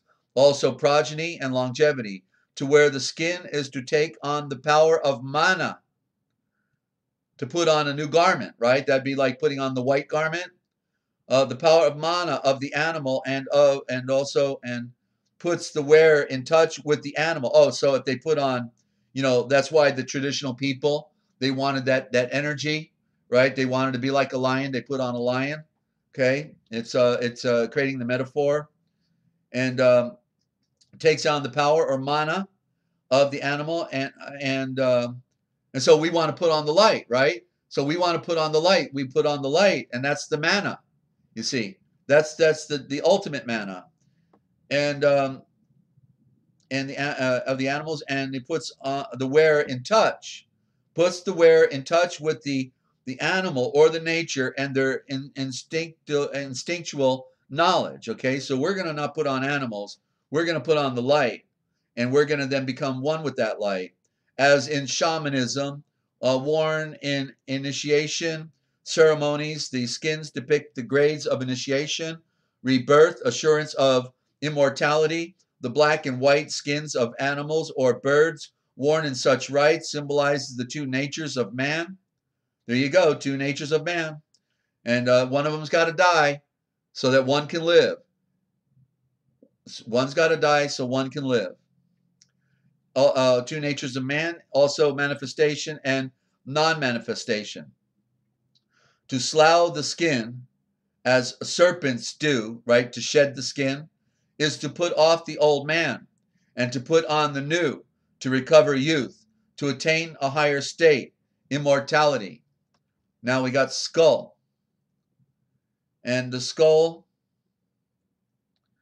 the transformation of life, the vanity of worldly things, death, memento mori, the moon. And by the way, skull literally means to steer, and that's why in the television program The X-Files, the lady was named Scully, right? Molnar means he's at the center of everything, and he's meditating on everything. But so he's Molnar. He's got the picture. He's at the middle of it, and he's meditating on it. But then Scully is steering everything. That's the woman, right? Because the woman also represents nature, and nature is steering everything, right? But behind it is the spirit. Okay, so the moon, the shades, the dying sun, gods of the dead, time. That's the skull. The skull is, on the other hand, a symbol of the vital life force contained in the head. The skull with the crossbones indicates death. That's the Bush family. The thigh, also symbolizing a vital force, that of the loins. The flag carrying the skull and the crossbones is an emblem for pirates. Alchemic with the raven and the grave. The skull is a symbol of the blackening and mortification of the first stage of lesser work, earth to earth. I guess we could add ashes to ashes. And signifies dying to the world. But it is also that which survives and is used as a reminder of life and transmutation. From the Buddhic tradition, Tantric, the skull filled with blood symbolizes the renunciation of life, is an emblem of Yama, god of the dead, and of Tara in her dark aspect. Christian, the vanity of worldly things, contemplation of death, hence an emblem of hermits. The skull with the cross is eternal life after Christ's death on Golgotha. Golgotha, the place of the skull, where Hadam's skull was said to be buried. Emblem of SS Francis of Assisi, Jerome, Mary of Magdala, Paul, and then the Greco-Roman attributed to Kronos, Saturn, as time. Hindu, the skull filled with blood depicts renunciation of life, as it is an attribute of Kali, Durga. The skull also appears with Yama as god of the dead and with Shiva and Kali as destroyers. Mayan with the skeleton. The skull is a symbol of the god of death and the underworld. Okay, and next time we're in here, we got sky represents transcendence. Well, maybe we should do sky because it's an important symbol. It's real short here. And sky represents transcendence, infinity, height, the heavens, or the stars. The heavens are the stars, and the sun. They always give that code word. The realm of bliss. There's blast again. Let's call it what is the realm of bliss? It's the realm of enlightenment. Of enlightenment. Okay. Sovereignty, order in the universe. The sky. Sky gods are usually creators. There's your Aryan watchers. Omnipotent and omniscient, and symbolize cosmic rhythms. They are guardians of law. Under the matriarchy, sky deities are usually feminine. Occasionally, the sky divinity is asexual. In Hindu symbolism, the sky is the sieve through which soma, juice, is forced, falling as rain. That's all metaphor for mana. Fertilizing the land and accompanied by thunder and lightning. Okay, and so there you go. And then the last one, and then we're going to get into our history of the church. Okay, and put that book there. So, okay, symbolism. So I wanted to point out that I don't think I ever gave the original thought of the Indo-Germanic of the word serpent. Okay, and so if you write down the word servant and then write down directly underneath of it the word serpent, you get the picture that the servant is the serpent. And so our great servant, the servant hand, is the Son. That's our first servant, right? That is, and it represents Yeshua, and he is our serpent hand that wants to serve us. Is he serpent? If he's in all things, how can he not be a serpent, right? He's in everything. That is the serpent. Get the picture. Ladies and gentlemen, the serpent is not evil.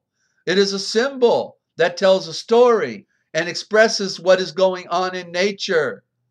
And so the servant is the serpent. It's here to serve us. Our body is the serpent, and it's serving our spirit because it is an automobile. It is a conveyance for us to move and have our being, and therefore ultimately know the way to transcend and thus be saved from the serpent. We didn't ask to be put here, but we've got to figure it out.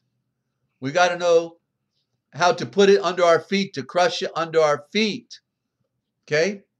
It wants to bite us at our heel, but we can crush its head. Get the picture? Sound like Genesis? So the original word for serpent is sharfan. Sharfan, and it's spelled S-H-A-R apostrophe P-H-A-N-N. And that is the original word, primitive word for the sun, the sharfan. Why? It's sharp, isn't it? And it's a fan. The sharp light, and it's a generator. It's a force. And the fan is spinning. And what is spinning but the light particles that come down? It is the life force, the sharp fan. And if we want to sharpen each other, we both need to be in the light, right? And then we can sharpen. To sharpen is the light. Sharpen, sharfan, S-H-A-R apostrophe P-H-A-N-N. That's right, Martha. But our body's the serpent, but our ego is also another serpent. We have to crush the serpent of ego. There's two serpents.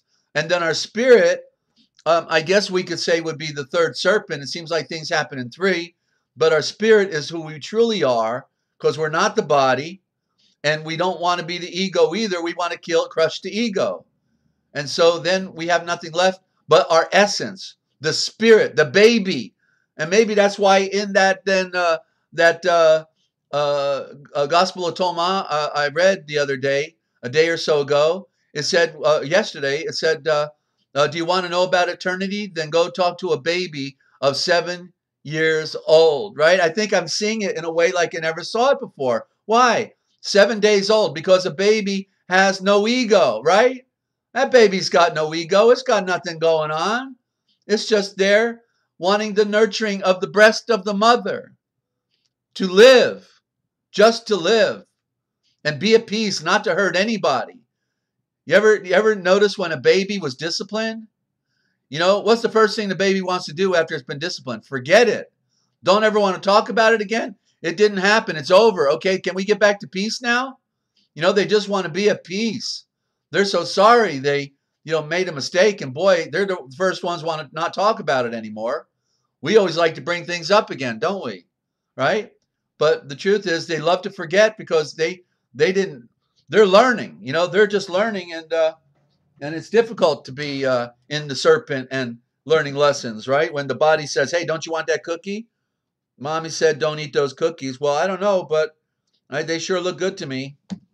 And then they get spanked, and yeah, the baby's fully in trust, totally innocent, totally needs the support of the life bearer. The breast symbolizing the sun, the breast of the mother symbolizing the sun. We need the nurturing, but we have to go according to the covenant relationship and be born again. Okay, that's right. Shed the skin. So there's the original word of serpent. I can do a whole presentation on it because all of the other words, a major amount of other words come out of the sharfan. Okay, like, okay, I'll give you an example. When they were in the water, all of a sudden they saw the shark. There's the shark fin, right? The shark fin, the sharfan. It's the same thing. It's the fire, the sharpening, the fiery force of the sun. You know what is was terrifying to the people of old time. They'd rather serve the lesser god, the moon, that had no light. But they said, yeah, but the great God is too powerful, too sharp, piercing. And so they recognize the duality, you know. But then, so if you want to go to beach, you wanted to go surfing. There's the sharp fan. There's the serpent. They're riding the serpent. They're surfing. The sharp fan, the shark fin, the surfin, and the servant. All of these words are in the original sharp fan. And there's the PH for creation. And there's the ANN, put an A, silent A at the end of it, and you got Anna, because it is the harvest. So what's coming down is the creation getting ready for a harvest. We are in the garden to be harvested. I'm telling you.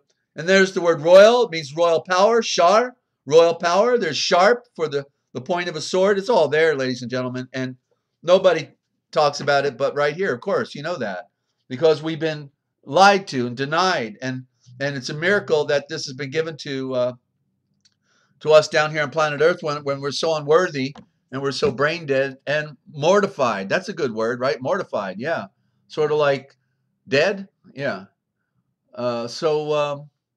But anyway, the good news is the light does shine, ladies and gentlemen. Every day the sun comes up. We never question it, and it is an answer to our dilemma down here in the lower dimension. The best class ever. Well, thank you, Yalav. Come on. Really? All right, we're going to a song. I'll celebrate life here with the song and rebreathe, and then we'll get into the history of the church with Eusebius, and then one read out of the original gospel. Don't go away. We'll be right back. You're tuned in to the realpublicradio.net. You know it's what they didn't want you to know that we tell right here because somebody's got to do it. I'm just happy to do that for you. Okay, I love all of you and love doing it. There's nothing more important on earth, right? Of course not.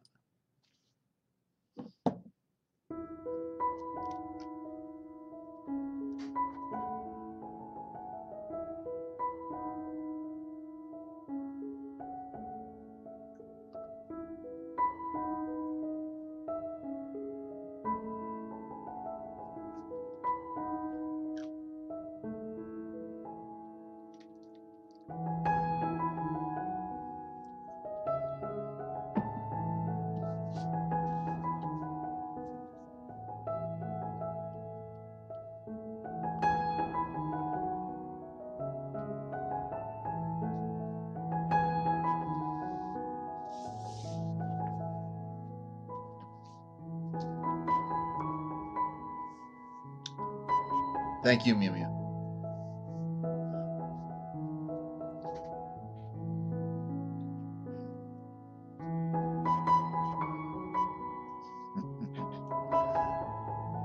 Heart's back, Martha.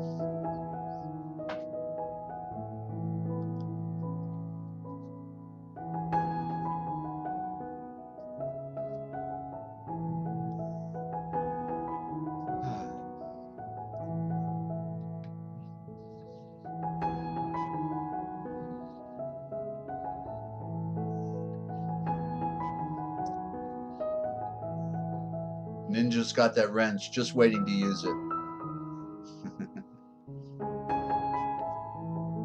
Everything temporary in this world, and that's why there's nothing more important we can do than make lemonade out of the lemons. And lemonade is a purifier.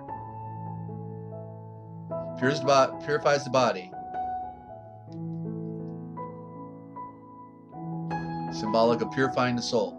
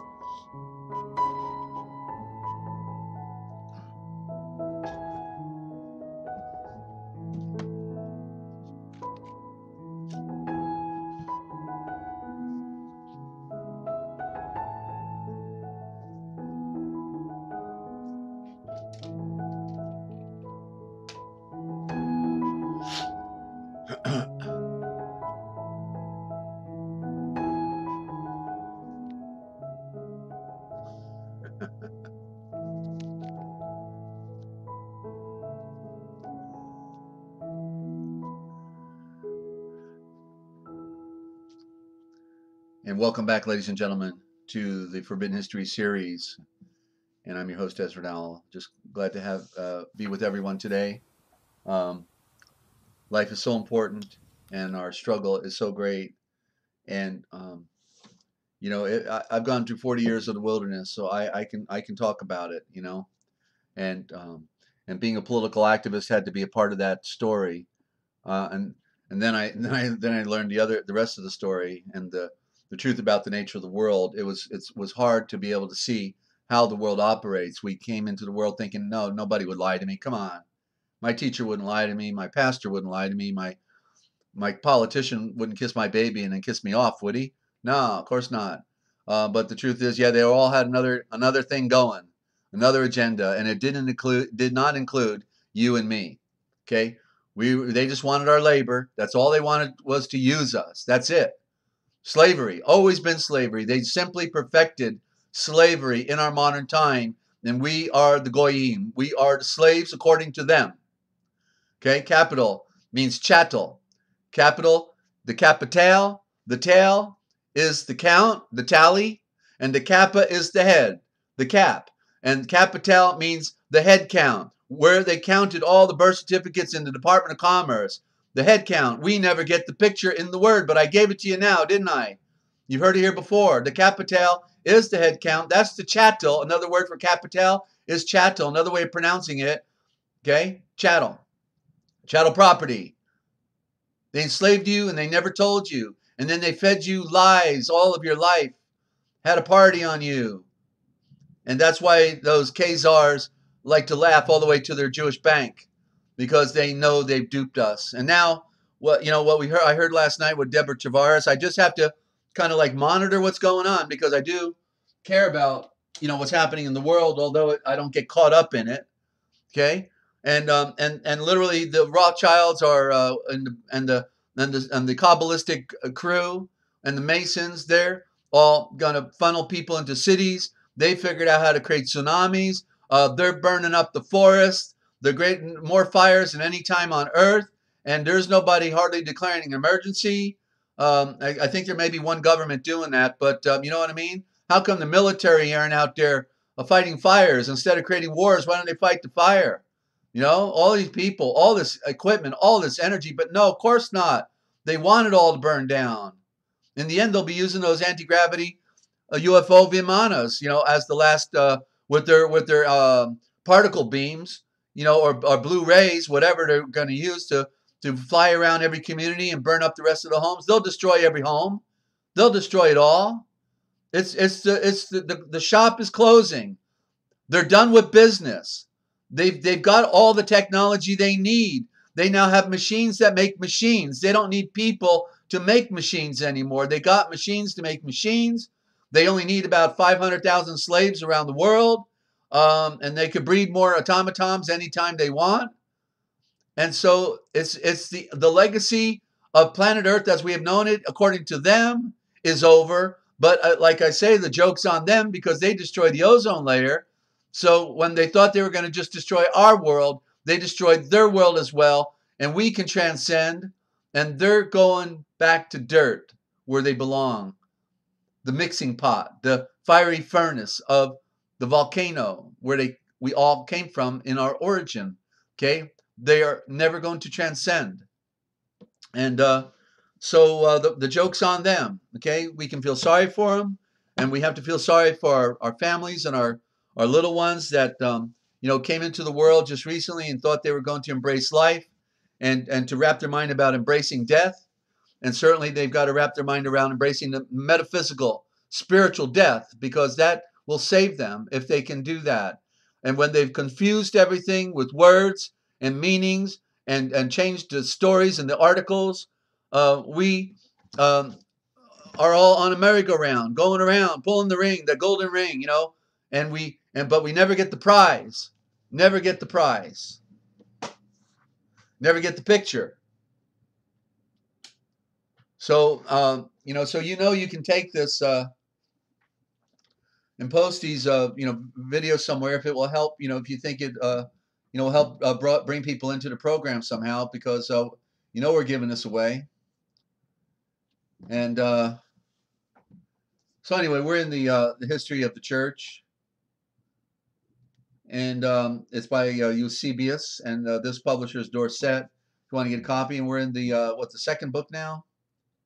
Book 3, page 112. And so what was the last paragraph? Let me lead into it. I can't remember now.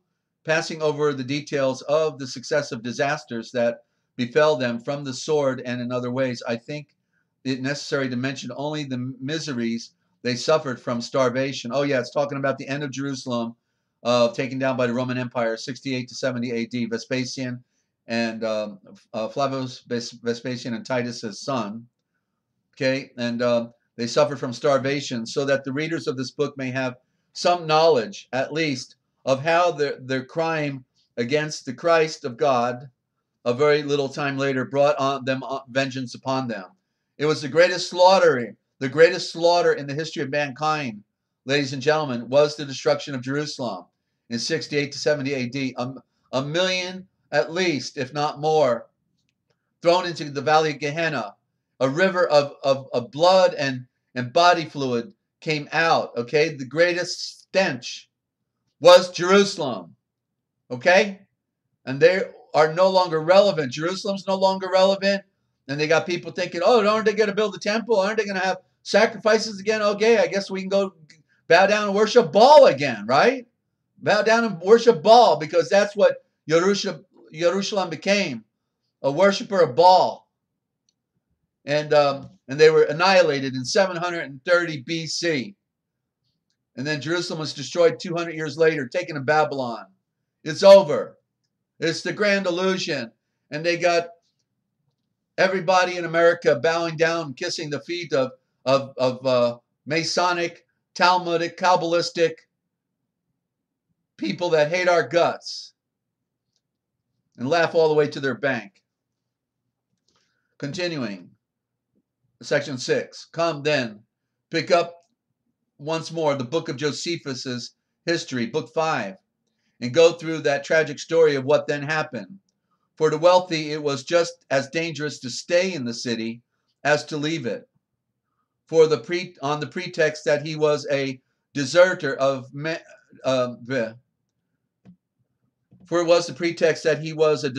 many a man was killed for the sake of his money.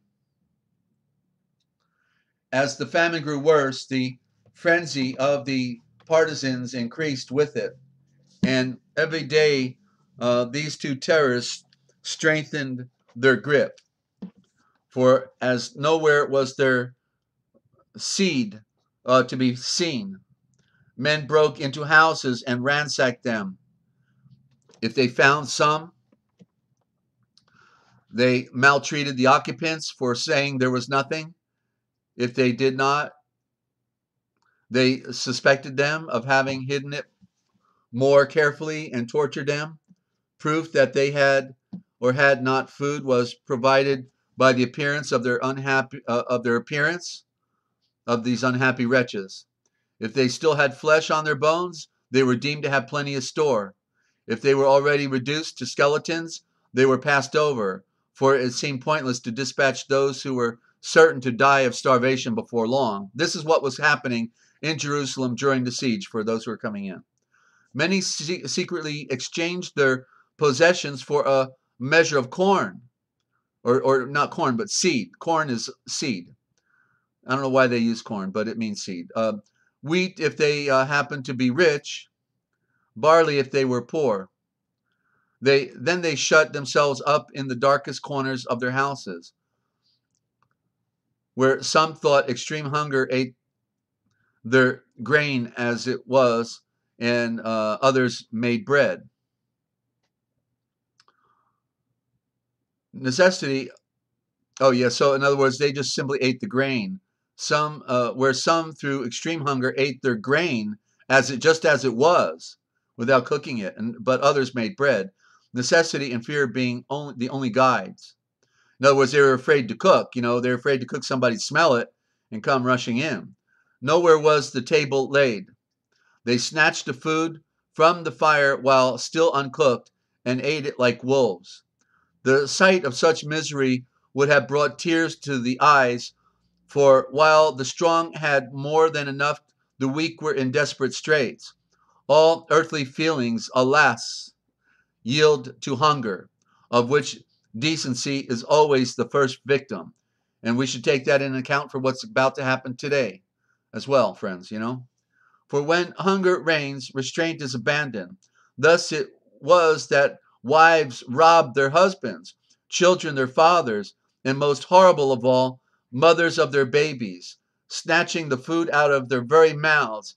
And when their dearest ones were dying in their arms, they did not hesitate to deprive them of the morsels that might have kept them alive. This way of satisfying their hunger did not go unnoticed. Everywhere the partisans were ready to swoop even on such pickings. Wherever they saw a locked door, they concluded that those within were having a meal, and instantly bursting the doors open, they rushed in and hardly stopped short of squeezing their throats to force the morsels of food out of their mouths. And of course, we know this is Islam is very organized, and Islam will be playing a major role in the raping and pillaging in the communities, ladies and gentlemen. They're good to go. This has been well established. Not to mention the Freemasons. Okay, that's the other clique. And so they beat old men who held onto their crusts, and tore the hair off women who hid what was in their hands. They showed no pity for gray hairs or helpless babyhood, but picked up the children as they clung to their precious scraps and dashed them on the floor. If anyone anticipated their entry by gulping down what they hoped to seize, they felt themselves defrauded and retaliated with worse savagery still. That's the city of peace, right? Yerushalayim, the city of peace. Yerushalayim. Does it sound like Israel to you, the original intent of Yahweh or of Judah? I don't think so. That's the evidence of their annihilation, the last remnant and expression of what and who they were because of what they had done. They were merchants, cared not for eternity, cared not for people, murdered the Moshiach. Terrible were the methods of torture they devised in their quest for food. They stuffed bitter vetch, I'm not sure what that word means. It sounds like vegetable, but I'm going to hear. They stuffed bitter vetch up their genital passages of their victims and drove sharp stakes into their seats. I assume that means rectum. Torments horrible, even to think about, they inflicted on people to make them admit possession of one loaf or reveal the hiding place of a single handful of barley. It was not that the tormentors were hungry. Their actions would have been less barbarous had they sprung from necessity, but rather they were keeping their passions exercised and laying in store for use in the coming days. Again, when men had crawled out in the night as far as the Roman guard post to collect wild plants and herbs, just when they thought they had got safety away from the enemy lines, these marauders met them and snatched their treasures from them. Piteous entreaties and appeals to the awful name of God could not secure the return of even a fraction of what they had collected at such risk. They were lucky to be only robbed and not killed as well. The Judeans, unable now to leave the city, were deprived of all hope of survival. The famine became more intense and devoured the entire houses and families. The roofs were covered with women and infants too weak to stand. The streets full of old men already dead. Young men and boys swollen with hunger haunted the squares like ghosts and fell wherever faintness overcame them. To bury their kinsfolk was beyond the strength of the sick, and those who were far fit shirked the task because of the number of the dead and uncertainty about their own fate. For many, while betraying others, fell dead themselves, and many set out for their graves before the hour struck. Before their hour struck. In their misery, no weeping or lamentation was heard. Hunger stifled emotion. With dry eyes, those who were slow to die watched those whose end came sooner. Deep silence enfolded the city, and a darkness burdened with death. Worse still were the bandits who broke like tomb robbers into the houses of the dead and stripped their bodies, snatching off their wrappings, then came out laughing. They tried the points of their swords on the corpses and even transfixed some of those who lay helpless but still alive to test their steel. And so who would have been like this but the youth, the young, right? The strong. The strong, would be taken over, and that would be, the youth, not the old. Okay, where would I go? So, but if any begged for a sword thrust to end their suffering, they contemptuously left them there to die of hunger. Everyone, there was no compassion, in other words, in any way, shape, or form, anywhere, for anyone. Everyone, as he breathed his last breath, fixed his eyes on the temple, turning his back on the partisans he was leaving alive. The latter at first ordered the dead to be buried at public expense, as they could not bear the stench. Later, when this proved impossible, they threw them from the walls into the valleys. When in the course of his rounds, Titus saw them choked with dead and a putrid stream trickling from under the decomposing bodies, he groaned and, uplifting his hands, called God to witness that this was not his doing. I cannot refrain from saying what my feelings dictate. I think that if the Romans had delayed their attack on these sacrilegious ruffians, either the ground would have opened up and swallowed up the city, or a flood would have overwhelmed it, or lightning would have destroyed it like Sodom. For it produced a generation far more godless than those who perished therein. A generation whose mad folly involved the nation in ruin. In book 6, he writes, let me just get a sip of my drink here. Unreal, is it not? And want to welcome any new listeners to our broadcast here. And hope things are going well with everybody out there. We're in a tough world. A lot of suffering going on out there, is it not? And then we hear a little bit of a snippet of the past. In the city, famine raged. In book 6, he writes, in the city, famine raged. That's the book of Josephus. And its victims dropping dead like countless numbers, and the horrors were unspeakable. In every home, if the shadow of something to eat was anywhere detected, war broke out, and the best of friends came to grips with each other, snatching away the wretchedness meant means of support. Not even the dying were believed to be in want. At their last gasps, they were searched by the bandits in case some of them had found inside their clothes had found food inside their clothes and were feigning death. Open mouthed with hunger like mad dogs, the desperados stumbled and staggered along, hammering at the doors like drunken men, and in their helpless state breaking into the same houses 2 or 3 times in a single hour.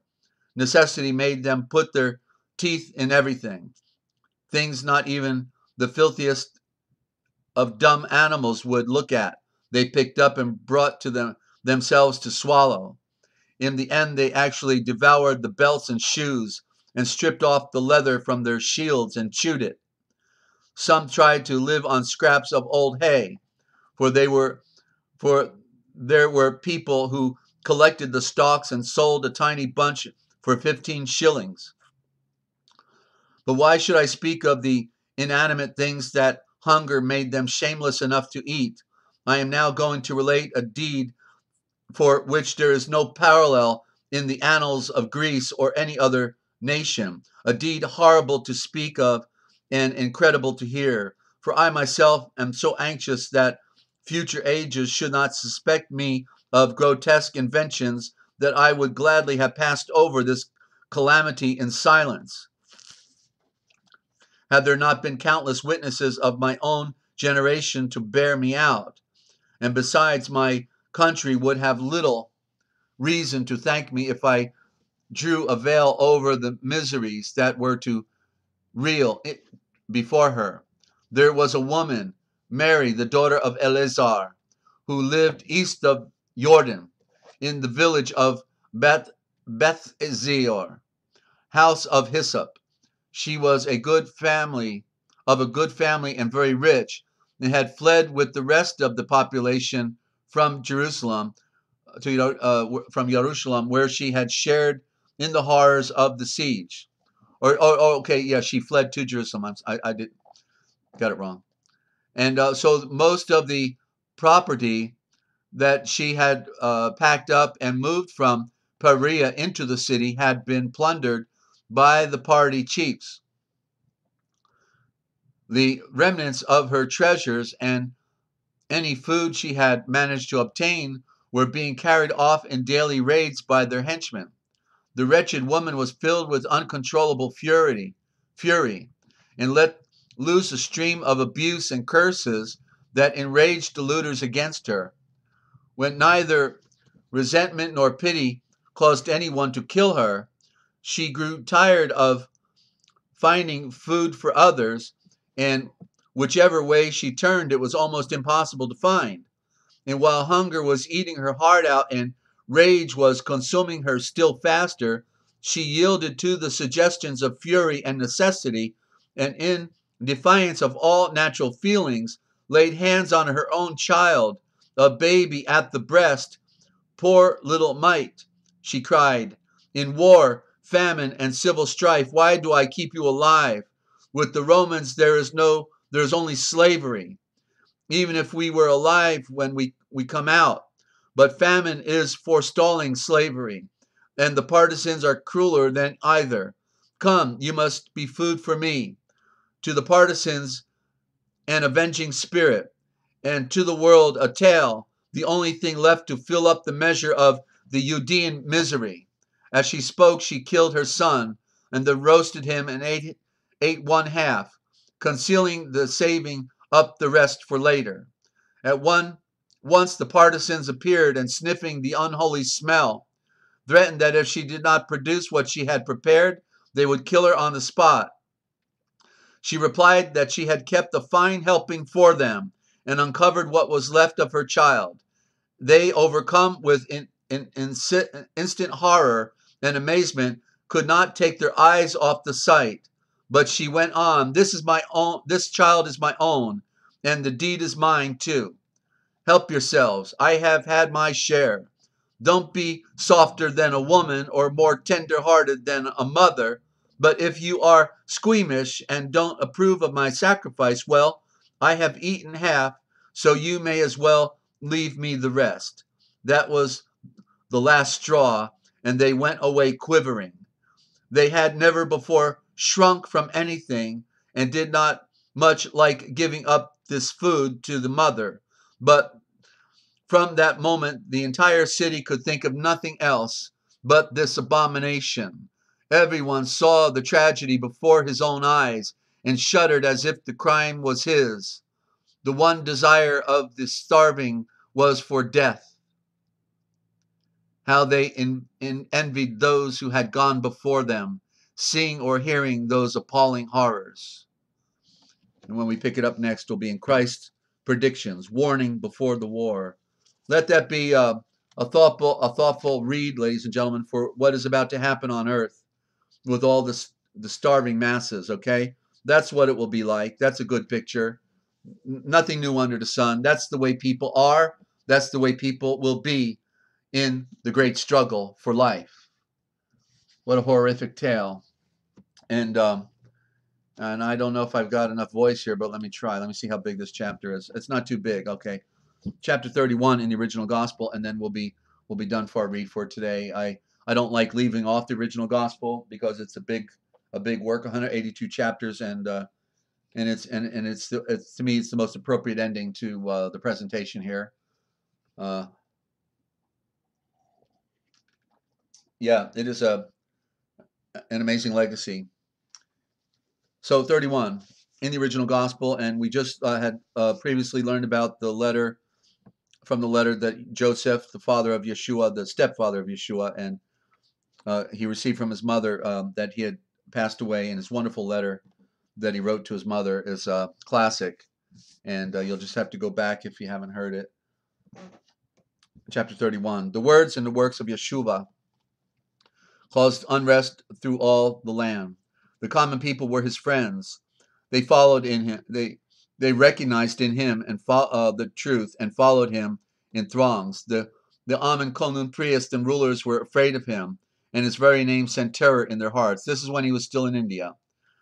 He reached out to the creation about the brother estate of the deific life, of the perfection of light and of equal right, and plowed and planted seed about the uselessness of Amen Konun priests and sacrificial rituals. He shook the very sand on which the Brahmic system stood. He made the Brahmic idols seem so small and sacrifice so fraught with blindness that shrines and prayer wheels of prayer were all forgotten. And the Brahmic, and so like Yeshua, the Brahmic priesthood represents the unseen hand that's running the world. And so Yeshua is going right to the jugular. He's gone right to the very heart of the culture that institutes the world domination for thousands of years, the secret priesthood in Hindustan. The Amen priests declared that if this Hebrew boy should stay any longer in their land, a revolution would occur. The common people would rise up and kill the priest and tear the temple down. And so they sent a call abroad, and priests from every province came. Benares was on fire with Brahmic zeal. Lama from the temple Yalganath, who knew the inner life of Yeshua well, was in their center and heard the rantings of the priest. And he stood forth and breathed, "My brother priest, be careful. Stop what you do. Whatever you intend to do, this is a precedent-making day. The world is looking and sees. The very life of Brahmic thought is now on trial. If you are blind to reason, if prejudice is your ruler today, if we resort to animal passions and stain our hands in blood, that may be against in the sight of Brahm, be innocent and pure. His vengeance may fall down on us. The very rock on which we stand may burst beneath our feet and crumble beneath our feet. And our beloved Amen priests and our laws and shrines will all break into decay. But they will not let him speak any longer. And the wrathful priest rushed up and beat him and spit upon him, called him traitor, threw him out bleeding into the street. And then confusion reigned. And the priest became a raging mob. The sight of earthly blood led on to more fiendish acts and called for more blood. The rulers, fearing war, sought Yeshua, and they found him calmly teaching seed planting in the marketplace. Thus they urged him to depart so that he might save his life, but he refused to go. And then the priest sought cause for his arrest, but he had committed no crime. And then false charges were preferred. I always love that statement. So, we'll prefer false charges then, okay? And but when the soldiers went to bring him to the judgment hall, they became very afraid because the people stood in his defense.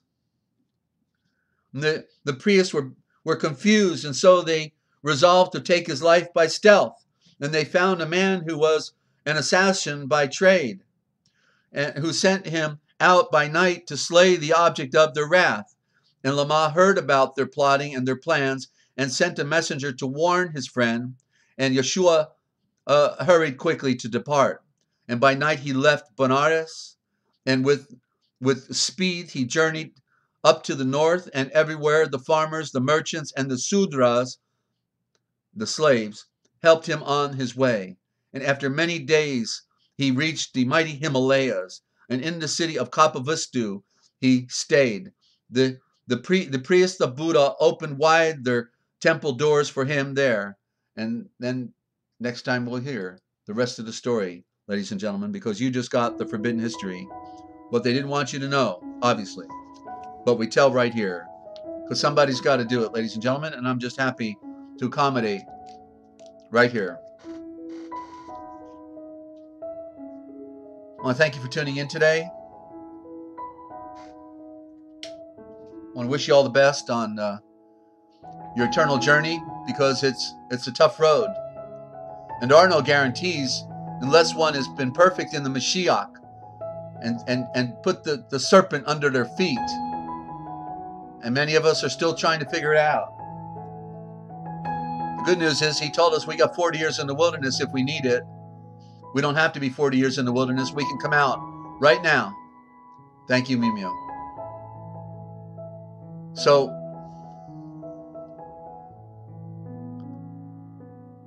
you want to call in with a question? Deborah, you want to call in with a question?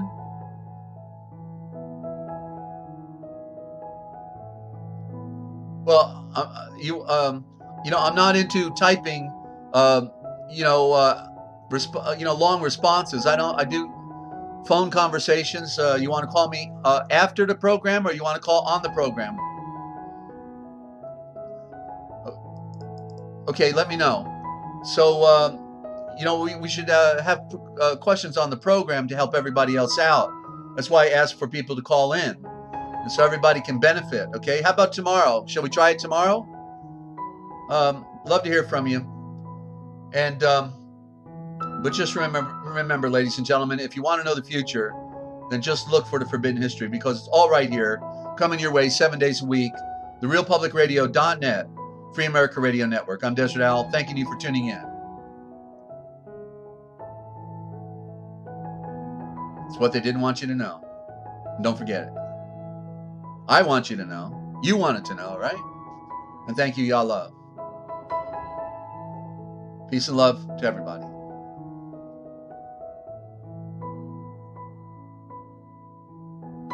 Okay. Thank you, Deborah. I'm always on at 9:30 a.m. Eastern Time. Okay? 9:30 a.m. Eastern Time. TheRealPublicRadio.net. On YouTube.com. The Forbidden History Series. And tell your friends, won't you?